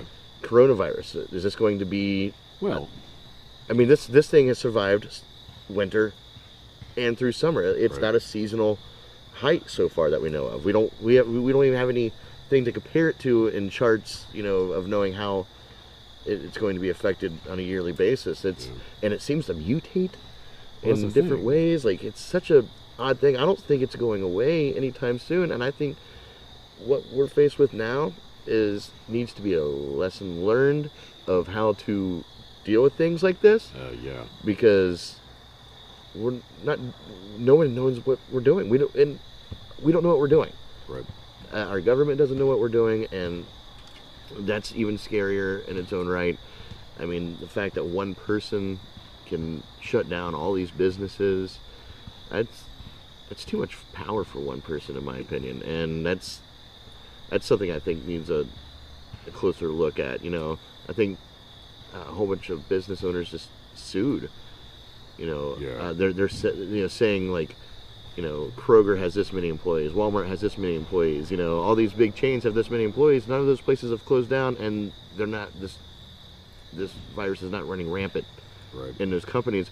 Why is my mom and pop shop doomed? Mhm. Why is it forced to close down when these places weren't, and they're fine as long as you follow regulations? It's fine. Like, these people are losing their businesses left and right, and it's not really fair. It's No, it's certainly not. And there's, I'm kind of in the middle on, so back in February, March, when they started shutting down things, did they have to? Could we have let this go? I certainly don't want to say for sure that I think like that. But we my don't know. God, Nobody Look knows. at what we've done to ourselves. Look at how we've decimated businesses Yeah. and our personal lives. And, they're talking a lot about how depression is going to be such a huge, huge thing this winter. Of course it is. I mean, hell, I've got it. Going through other things, but of course, seeing maybe certainly the change or the end of a part of my career, which, is certainly could happen. We can play venues forever, but things aren't the same. And if we're not going to enjoy it as much, maybe it's not worth it. And I don't know if they hadn't done anything, maybe that would be reckless, and more people would have died, and they would have said, "Oh, this was a mistake." But God, you look at the ramifications of what's happened. Yeah, it's hard to say what anybody should have or could have done. I think a shutdown was an appropriate response. Hey, we don't know what's going on, so we're going to shut everything down until we know what's going on. Yeah. But I think their actions to help people through that were poor. I think their actions to continuing to quote unquote help people through that is poor. Yeah, I mean, Well, certainly the comeback has been handled as shittily as it could have been. yeah, Everything from Memorial Day weekend on has been just a disaster. yeah. And continuing with schools, like, you knew that kids were going to go party, but what are you guys doing? Right. Why are you surprised? Why are you saying, oh, students, you should believe in us more. You should have the pride of your state in your hearts. I mean, come on, Jesus. Have you ever seen the movie V for Vendetta? No, I don't think so. I think you should check it out. I think you would really appreciate its tone, its plot, Yeah. which is essentially a government that used the virus to scare their people into letting them control them, Ah, and one guy who's trying to stand up against that. okay. It kind of and odd thing is that movie was made It's an older 15 one. years ago, Yeah. but the timeline in the movie is 2020. Is it really? Yeah. Oh, jeez. So if you ever get a chance, it's actually a really good watch. Yeah. Well, hell, I've got time. So, So, depression. You feel like you're dealing with depression. Oh, Do sure. you think it's a grave thing, or like you think it's a heavy depression? Like, well, I've certainly dealt with it before. I've gone through a divorce. I went through a divorce 20 years ago, so I've certainly felt what I considered situational depression. That's fine. I mean, you understand what it is. You know Right. why you're sad. Your life sucks at the time, and you kind of get over it. I've never been diagnosed with anything. So it's not a severe common theme in your life No. in that sense. until this year, and I think just everything piles on, and you get lost a little bit. I'm losing my identity a bit, getting divorced and losing the music, and just a lot of other things. How do you cope with something like that? Do you cope with something like that? Well, sadly, alcohol has been involved, and I was never. I'll tell you, before I started playing open mics and going to bars, I really had never had whiskey or anything like that, and just gradually started trying things here and there, and now I'm a pretty okay whiskey drinker as far as I know what I like and what's good and bad. So yeah, that's been a coping mechanism, and understanding that's not a good one, but going ahead with it anyway. Yeah. And I think that's been a theme. We've heard about that all over the country. People have been doing that. Well, it comes to this mode of, fuck it. Well, yeah, because we didn't have anything else to do. We couldn't leave the house.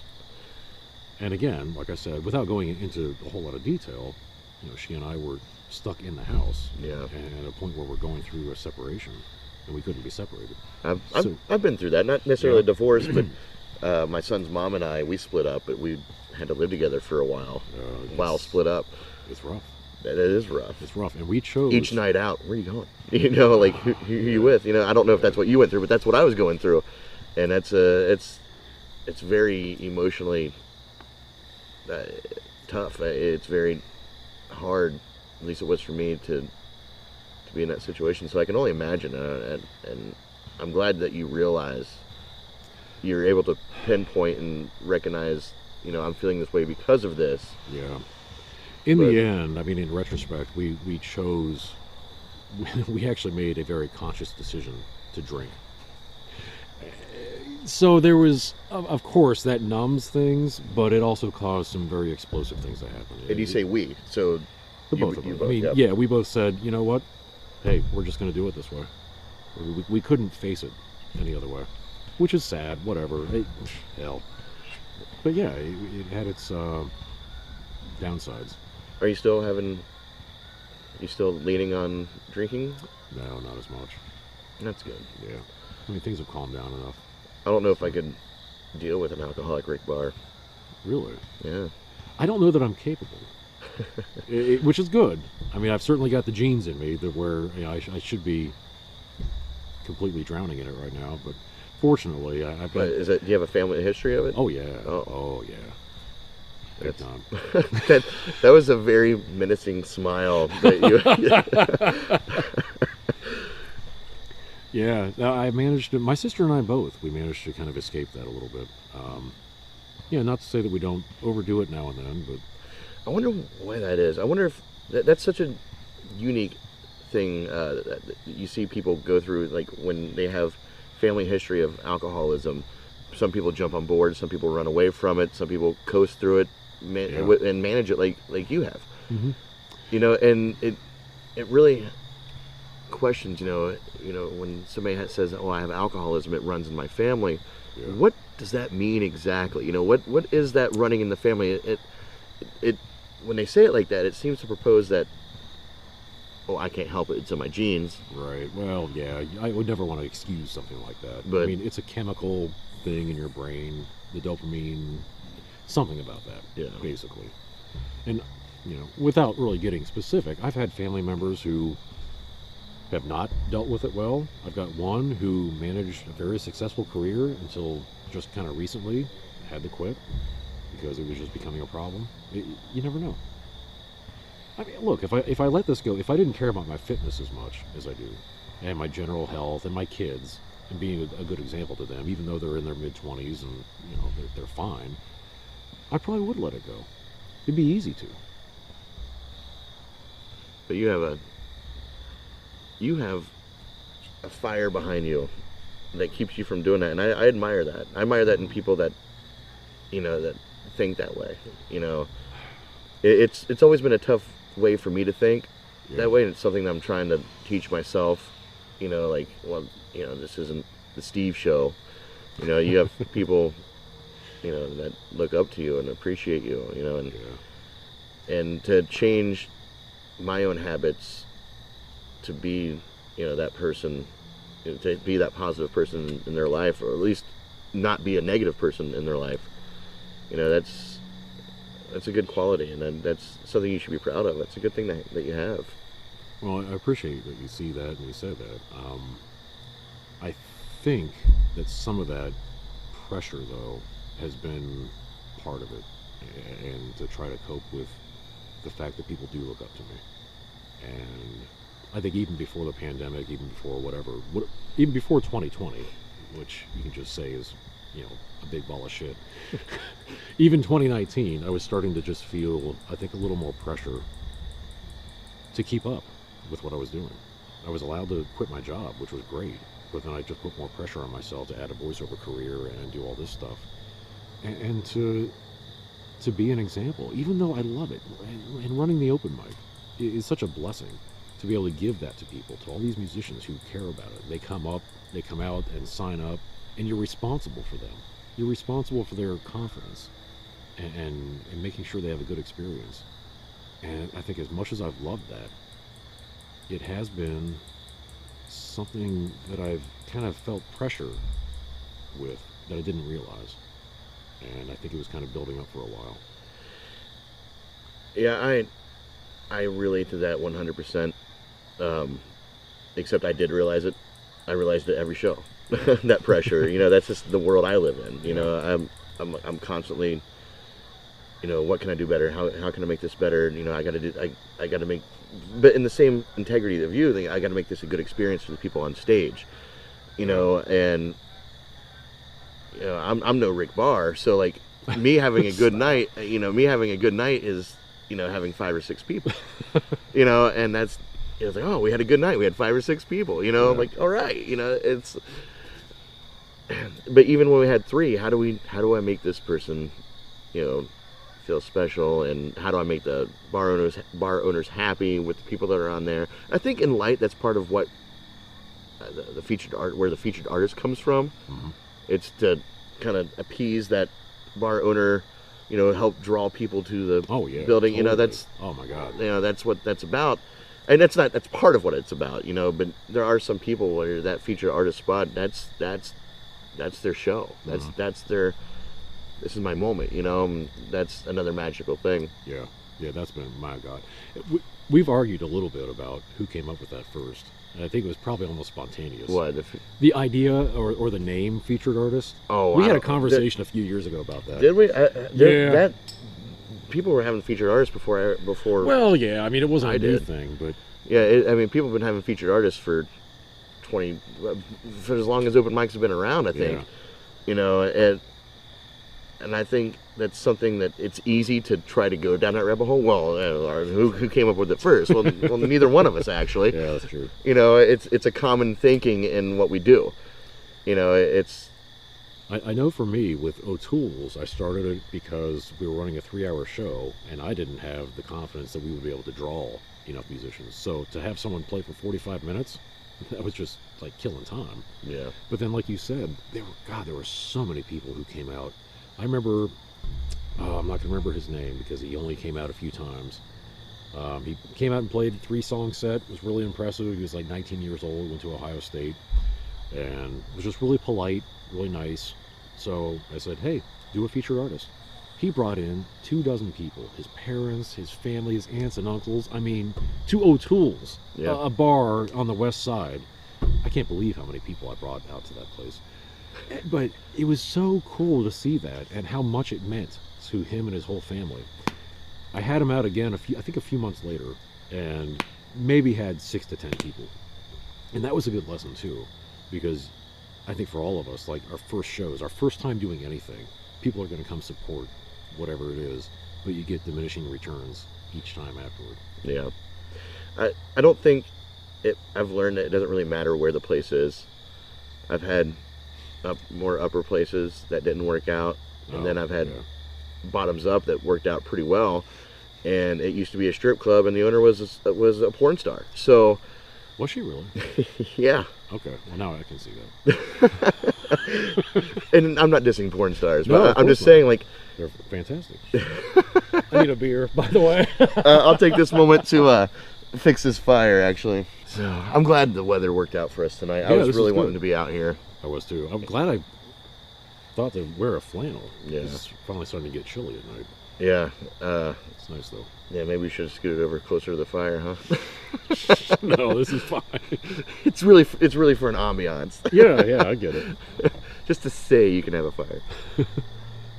I'm very curious to see where my career goes with music after this. I told you before, I'm burnt out. Yeah.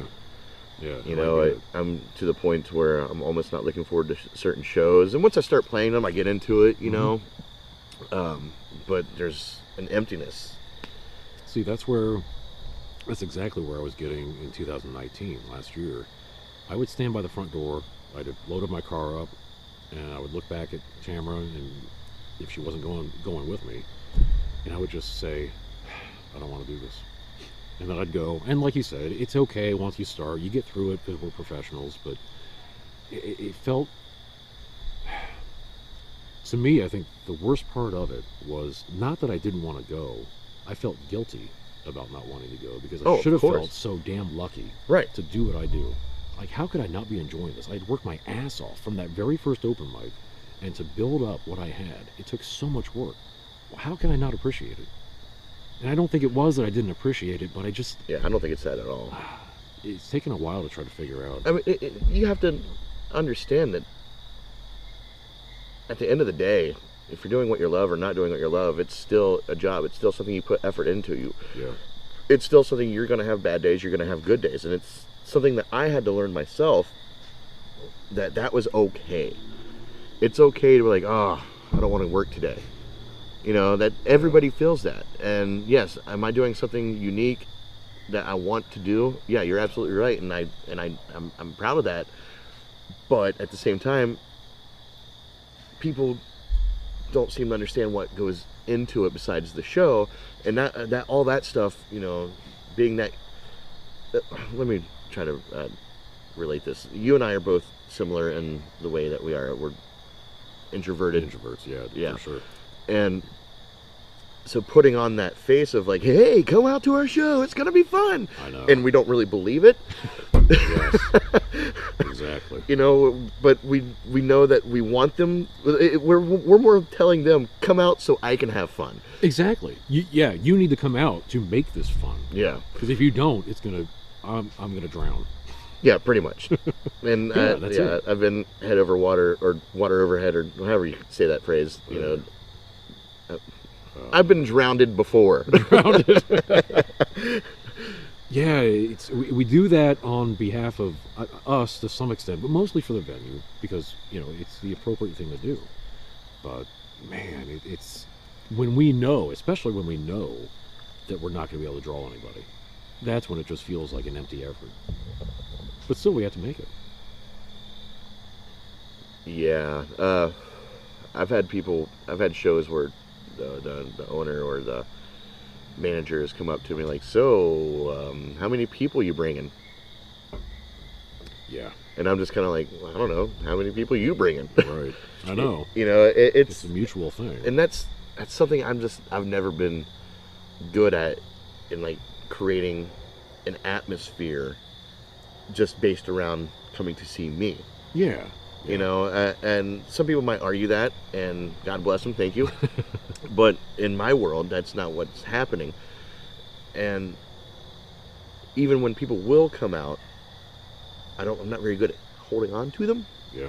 You know, they have fun for a while, but I don't feel I create that correct atmosphere like Terry Douglas does. You know, he's very good at creating that atmosphere, and that's just because that's who he is. He's a very well, you know, he's dedicated to his theme, and I think that's what helps. You know, he's a country music guy. Well, his theme is him. You know, that's. I mean, but he's That's him. I'm wearing Terry Douglas hat. I am Terry Douglas all the way over here, and he only lives about 8 minutes down the road. Maybe 10 minutes. Terry Douglas panties. You'll find out later, buddy. Have another beer. Okay. Boy, that wasn't hard. Wow. Yeah, I'll tell you what. And I've had so many good friends perform with me, like Ron J, Amanda, Gabrielle, and Lori, and I think with Lori, it's taken pressure off. I mean, I think with anybody, when you have somebody up there with you, and with Ronjay, it's like it's a safety net, I guess. Absolutely. Especially when they're talented. And I think with Lori, she had so many great harmonies, and that's been a new thing for me. So I can do my lead stuff, and she just latches onto a harmony like nothing. Oh yeah, I know about having harmony singers. Oh my God. I'd have to say the best one I've ever had was I don't know if you ever met her, with Ann Gadd. That sounds familiar. I was in a band called Bad Obsession for a while, and I say band, acoustic trio, and she actually is a well-trained singer, and we just get along great. We actually, when prior engagement broke up, we did auditions for people, and she was brought to me by a mutual friend, and it just stuck. This girl used to sing for an all-female barbershop quartet. Wow. She can harmonize with a fart. It's ridiculous.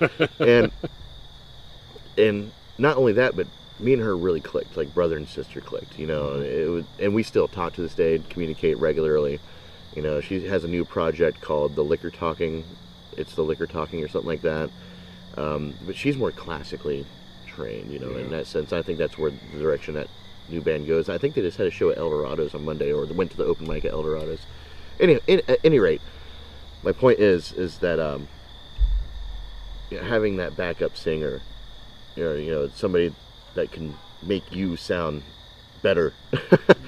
That's that safety net, like you said. It's something that it becomes a dependency almost. Letting go of that was letting go. Like, she got pregnant and backed out. And letting go of that was a hard thing for me. And becoming solo and full time was even harder. How can I do this? And I still to this day can't really tell you how I did it. Yeah. Besides, I just closed my eyes and sang my heart out, and then people started paying me for it. Mm-hmm. And it became a really cool thing to realize that I could. Yeah.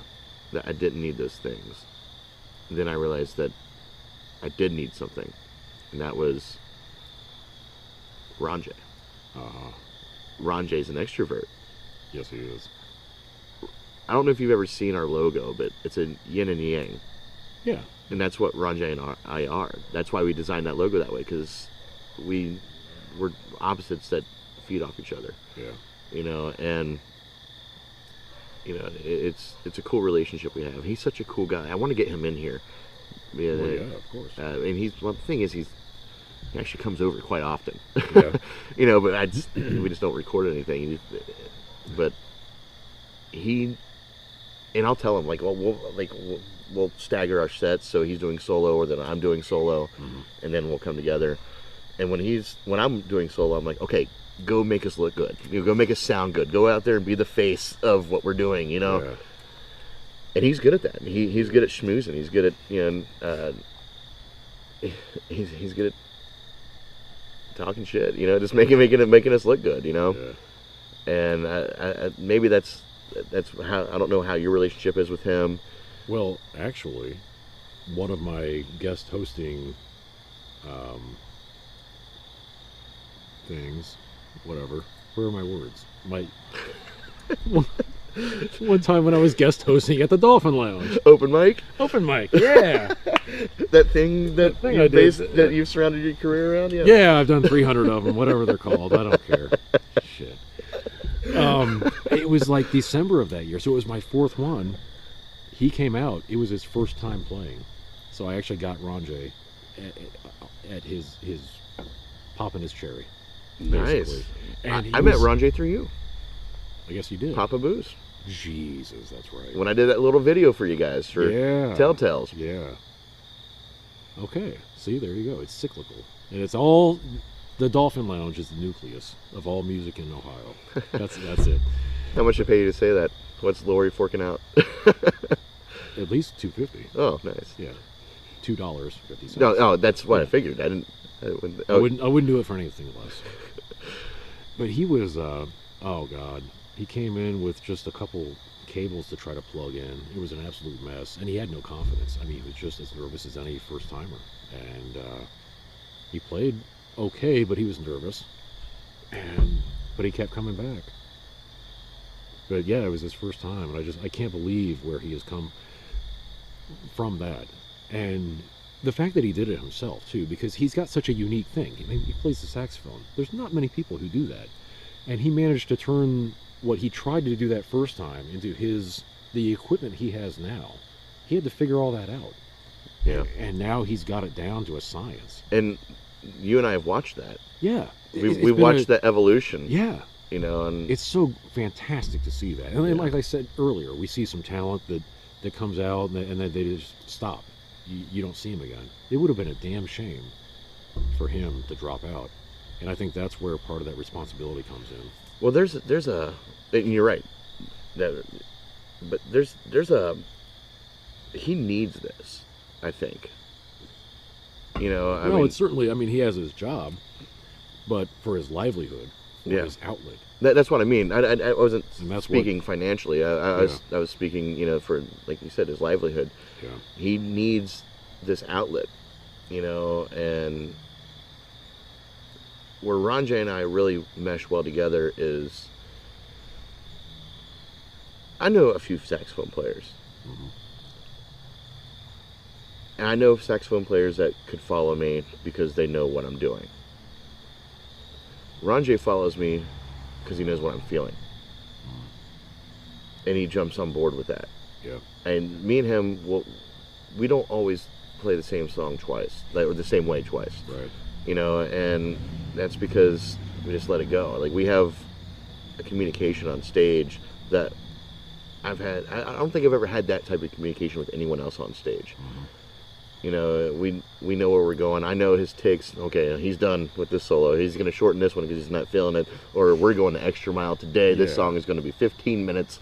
You know, and we get it, you know. And I have a responsibility, I feel, to keep that with him. Mm-hmm. You know, and on stage when we're playing together, that's something that I want to make sure I keep that, and I don't just like, well, do your stuff and I'll go do mine, you know? Yeah. And that's an easy, you know, place to fall into sometimes when you're just working, you know? Right. And sometimes you got to sit back, even on those shows that suck, you know, and just be like, I'm in a unique situation here. Mm-hmm. Just do it for you. You know, don't think about everybody else. Don't think about the crowd applause or not applause that happens quite often. Oh, yes. Don't worry about that stuff. Mm-hmm. And you'll find often if you come out to one of my shows, I close my eyes. Oh, I've seen you. Yeah. I just everyone's gone. Mm-hmm. I love you, but see you later. You know, enjoyed watching me do this. Yeah. Why do we even get into this? Why do we even get into the music, man? It sounds like it's such a trying thing sometimes. I know. It's so much work, and we have to come out of ourselves to do it. You and I do.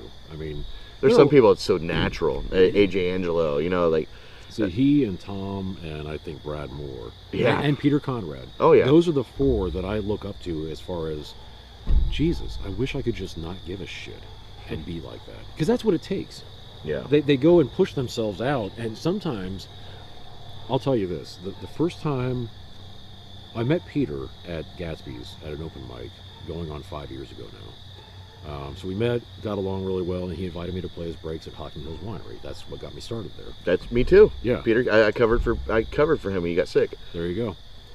So he had me out, and we went out, and he's schmoozing the crowd from song number one. He's so good at that. He is, but I wasn't used to it, and when I'm watching him, and nobody's really responding. It's just because it's early in the show, nobody's really had much to drink, and I'm kind of looking around thinking, well, this really isn't working for him, is it? Well, I played 2 breaks.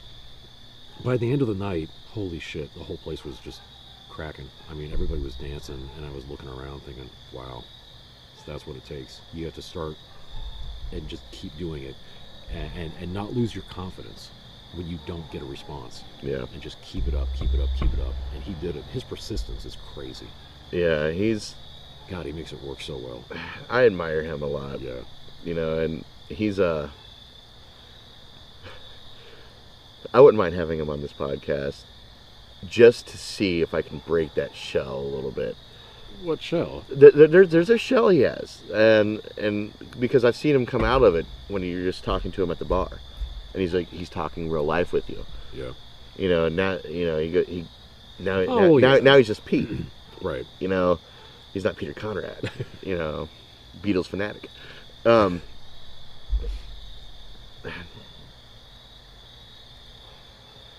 His energy, even at his age, is something that I hope I have when I'm. Yeah.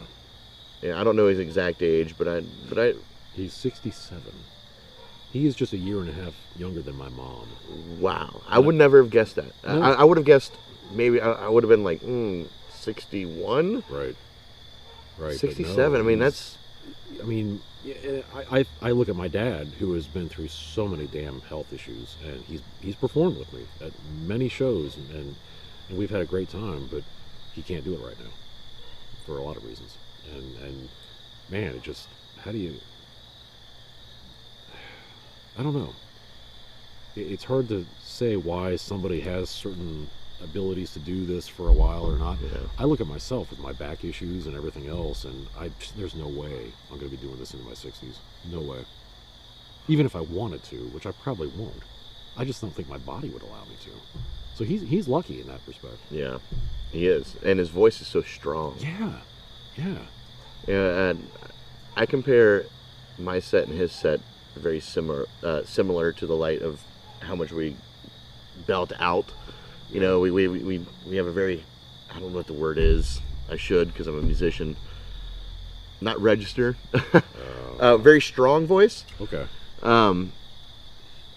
And that's not an easy thing to keep up. It becomes straining on me. You know, after a show, like you're pretty much screaming into a microphone. Yeah. You know, Hohen screaming into a microphone for 3 or 4 hours, and he's 67 and he does this and he sounds incredible. Yeah. And whenever I try to promote him to other bars, you know, like, oh, here's a list of people that you can contact. Mm-hmm. You know, and I'll be like, well, Peter Conrad, he's like me, but for he's a Different generation. Yeah, you know, but if I were his age, I would be doing the same thing that he's doing. If he's my age, he'd be doing the same thing that I'm doing. Yeah. You know, and that's how I relate to him a lot. Mm-hmm. You know, so he's a cool guy. He can accidentally trump you on Facebook sometimes and not even know it. At least he has me. He's hijacked a few of my posts and promotions. Oh yeah, he is one of the most aggressive promoters I've ever seen, and which is, you know, like you, me, Peter, and just a couple of other people are truly good at that. They're I don't want to throw anybody under the bus, you know, but most people just don't do it very well. Yeah, it doesn't come across genuine. They're copying and pasting. Well, yeah. And but Peter, yeah, he does his thing, and he puts his graphics together in such a way, and it's like, there you are. It's people understanding what a brand is. Yeah. You know, and how to build a brand. You know, I mean, how many goddamn brands do I have? You know, Studio 47, Film Trigger, Stevie K Music, and each of them have their own tone. They're each completely different because it's number one therapy for me. Sure. You know, I have different outlets, you know, so I try to let them out in different ways, but each of those can be branded, so I have to make that branding. What are people going to expect each time they see this product? Right. And that's what you are. You're a product, whether you like it or not. Yeah, that's for sure. And I think some people have a hard time understanding that branding, and they're just copying and pasting what they, which is how I started it, copying and pasting what I saw other people do. Oh yeah. Then I evolved into my own thing. Yeah. You know, but marketing is hard. It is. I used to, for the first, I'd say, year and a half, maybe close to 2 years, every single show, I would make flyers, get them printed out at FedEx, and drive, no matter, even to O'Toole's on the west side, and paste them on the walls. and probably didn't help very much, but it's just what I thought I should do. It does help. Yeah, well, I stopped doing it. I've only done it for a few cases. Yeah. You know, to me, Facebook is that tool. Facebook is the new version of a telephone pole. Mm-hmm. You know, where you can just here's my flyer. You know. Yeah. And we still get lost in the shuffle. There's so much other crap to look at, but right, but it's useful. You make a good eye-catching thing. Yeah. You know, like your whole boot picture that you used for a while was very eye-catching. The new guitar negative composition photo that you're doing, where you have a different color. You're using the same image, but you're changing the color. Right. You know, that's a great eye-catching thing that you do. But don't put it down. What? I'm not putting it down, but you're like, yeah, whatever. Well, I just don't. This whole thing. The boot was great. Yeah, that was Dan Mitchell, by the way. Dan Mitchell. Yeah, I knew. I have one photo with Dan Mitchell that he took when I was at only one the Fifth Avenue thing with Billy Zinn. Yeah, he's so great. I had him out at a show. I actually hired him to photograph me for like a half hour, and that's where he got that boot picture. And my God, that took on a life of its own. You know, actually, that picture has inspired me for a few different things. Terry Douglas has a video he puts out every year for 9/11. Oh, put it out a few weeks ago, or a week ago. It was a video that I did for him. I recorded on 3 different cameras and edited it all together, and did this 9/11 tribute, recording him live and taking his audio, and did a whole thing. Yeah. And there's a couple of boot shots in there that were inspired by your photo. Seriously? Yeah. Wow. God. You know, went to Buckle, of all places, me at age like 39, 40, and got all those stupid ass like Affliction shirts that I wore for a while. I've still got them in my closet. But I got these boots, and I think partly because of just, they were really cool. But then that picture, and I used that for so many of my promotions, and people just knew me by the boots. It's a branding. Jesus. Branding. So I've still got them, and I had a cobbler like resold them a couple years ago and wore them out again, and I took them in again, and she just looked at me with these sad eyes and said, it just wouldn't be worth it, because they would have had to charge me over $100, and they would have had there were tears in the tops of the shoes at this point, and. But to me, that's a story. That's a story. It is. It is. I wish I could keep wearing them. My guitar now has a tan line, because when I got the guitar, it didn't come with a pick guard. Oh. I'm like, well, I need to protect this. You know, I put a pick guard on there. Yeah. And then Zach Whitney, I started seeing him play out, and he's got a fucking hole in his guitar. Yeah. And I'm like, man, I would an love extra hole. Right. Yeah, an extra hole. I would love to hear the stories that hole could tell. You know. Yeah. And then I realized I'm robbing my guitar of that story. So I ripped the fucking thing off. And now it has a tan line, which ironically adds to its story. Yeah. But, you know, now I'm starting to see it withering away. I can see my pick patterns and how I strum. But the story is starting to be, you know, unravel with it. You know, you know, the story of which, you know, just its journey, you know. And it might be weird. I like shit like that. I like trinkets and things that tell stories. You know, my Franken strap that I had for a long time before Anya bought me, had one made for me that has my name on it. But that strap that I made, I put together with guitar strings and Frankenstein this fucking thing together, and it had everything on it. Had stories. There was, you know, a leather strap that I'd used in a situation before I even started playing music that meant something to me, and I put that on there. I had guitar picks of local musicians glued to this thing. You know, I have beads and stuff that I used to that I put on the string that I tied around the headstock. You know, and that's how it stayed on. I love shit like that. I guess it's the gypsy in me, you know. So I think you should keep wearing those boots. Man, I wish I could. Well, you know, I probably could if it were dry out, but if it's wet, no way. Yeah. Well, there's a will, there's a way. I have researched the hell out of these things. Caulking? Huh? Caulking? Caulking? Maybe. Silicone caulking? You know what? Maybe if I took them to just to somebody who knows what they're doing, they could figure out some weird ass way to fix them. I bet they could. I couldn't find that, like it. The manufacturer, I couldn't even find them because there's just this little weird logo, and I contacted Buckle. They couldn't help me. There's a I think it's still there. It may or may not be there. There was a shoe and boot place in Westerville, downtown Westerville, right near Java Central, Yeah. right where all the antique shops are. Yeah. Actually, wow, what was the name of that road? Campus Road? Right. Is that it? I think so. There's a campus road. Right, and there's an antique shop right there, and then Barrel and Boar took over the movie. Ah, right. The movie place. Yes. If you make a left on that campus road, I believe there's a shoe store.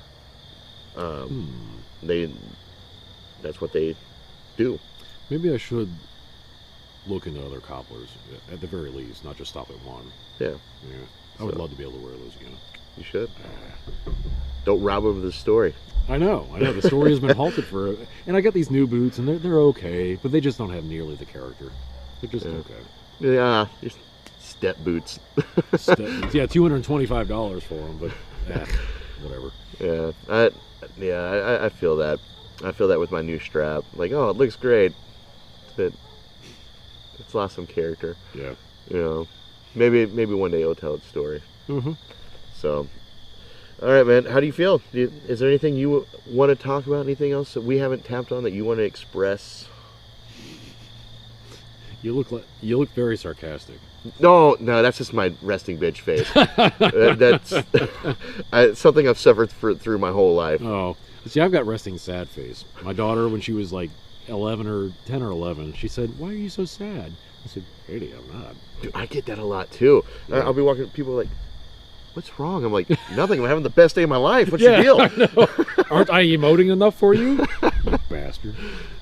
No, the only thing I'll say is if you go to barr26.com, BARR26.com, there should be a link on the front to pre-order Ode to Odessa, which is the upcoming album.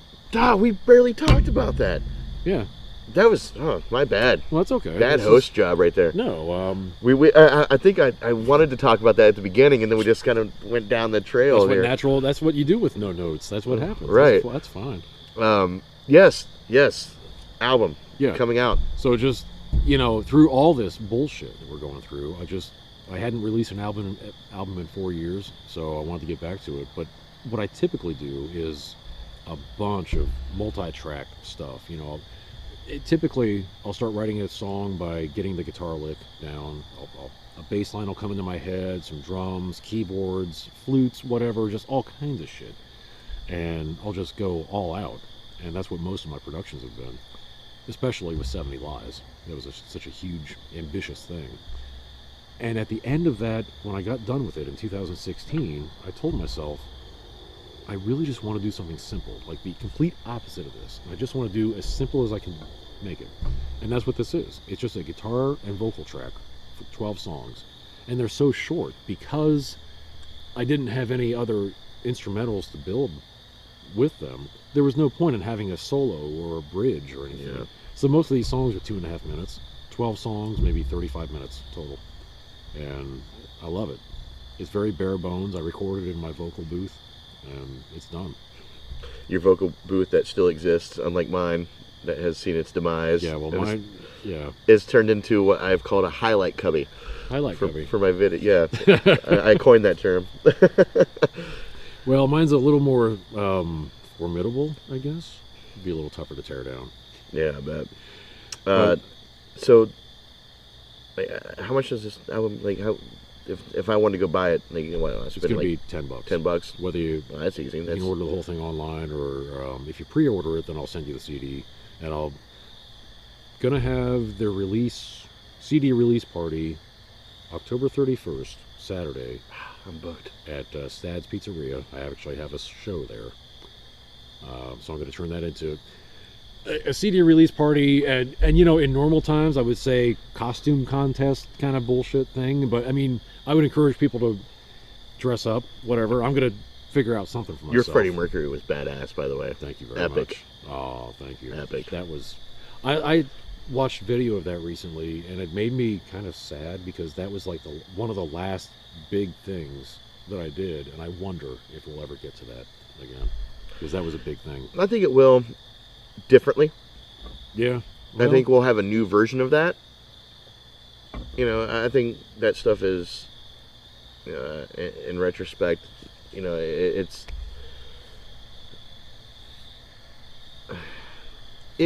I think it will come back to a different version of that, but we'll still feel the same way about it. Yeah. It's not going to be, the golden age of of acoustic open mics or shows or Halloween costumes, but we're going to find a different way. And I think this whole COVID thing is a silver lining to this black cloud. Is it's going to bring people together in a way that what we're doing right now, a more personable level. We're not just going to go, oh, we're going to do our 40 hours a week and then we're going to have fun at this bar and do this thing. No, you're going to see more intimate settings with people, and I think that's important. I think that's a very positive thing to take out of all this. I will say, the one silver lining I've seen is that even though the shows are somewhat smaller, the people are appreciating it a hell of a lot more. Yeah. So there is that. Absolutely. Yeah. So, Rick Barr, thank you, brother. Thank you, Stevie. So, all right, go to Rick Barr's thing, his website. Yeah. We're there. Plug your stuff. You told you gave the website. You did plug all your stuff. R26.com. Pre-order Ode to Odessa. I'm going to have, starting after October 31st, come out to Stads if you can. Pick up the CD, but I'm going to have it at all my shows. What else is there? I go to the website. There's my music, voiceovers, art. Art? Yeah. Oh, I'm not doing it currently, but just my previous artwork that I've done, colored pencil stuff, portraits and things. You should check it out. I don't know this. Oh, really? You've never seen any of it? No. Yeah. I when I was growing up, I wanted to be an artist, like my mom. I was going to go to CCAD. I went to graphic design school in Dayton. Oh, shit. What the fuck? How do I not know this? It's all true. You suck at promoting that. Well, there's no point. I haven't done a portrait in like 10 years. Fair enough. But I've got my desk sitting in a room where anytime I could go to it. So we'll see. We'll see. Why aren't you doing your own artwork? Your artwork for your albums? I don't know. I just don't think about it right now. I haven't for a while. Well, maybe you will for the next one. Yeah. Well, and actually, the next album or a re-release for 70 Lies. Actually, here we go. I'm working with Michelle Dalton, an author who I narrate books for. She hit me up. Yeah? Yeah, I didn't know who she was, so I kind of ignored it. Oh, okay. Well, she's cool. Okay. She's very cool. I've been narrating books for her Out of Africa series, which is set in the 1970s in California. It's kind of religion-based romance. It's very interesting, and I've done 6 books for her so far, and we'll be continuing. But she was actually very instrumental in getting my website redone, and we've also been talking about writing the 70 Lies book. So you and I talked about how it was so abstract, and there's not much connective tissue there. Yeah. We've already had some meetings where we've got that tissue. She was able to ask the right questions, because even I had questions about my own story in certain parts, and we got those ironed out. And at some point, she's going to write the book, and it's going to be a thing. I would love to see that illustrated by Rick Barr. Oh, I think she even mentioned that at one point. Yeah, dust off those pencils or whatever your medium is. Yeah. Dust it off. Hey. Well, yeah, we're looking at a new Rick trying to figure himself out again. You are right. Yeah. So dust off some old hobbies, man. All right. Well, go to the artist part of the website, and you can see a little bit of what I've done in the past. So. Yeah, I'm on it. All right. So that I mean, we may be producing a book together. There's a lot of things on the horizon. The future is not bleak. I love you, man. Thank you for coming out, brother. All right. I appreciate you. Everybody, go to Rick's stuff, do his thing, do the stuff. Do my thing. Stuff. Do my thing. Yeah. That's for all the single ladies out there. And on that note, have a good night. Peace.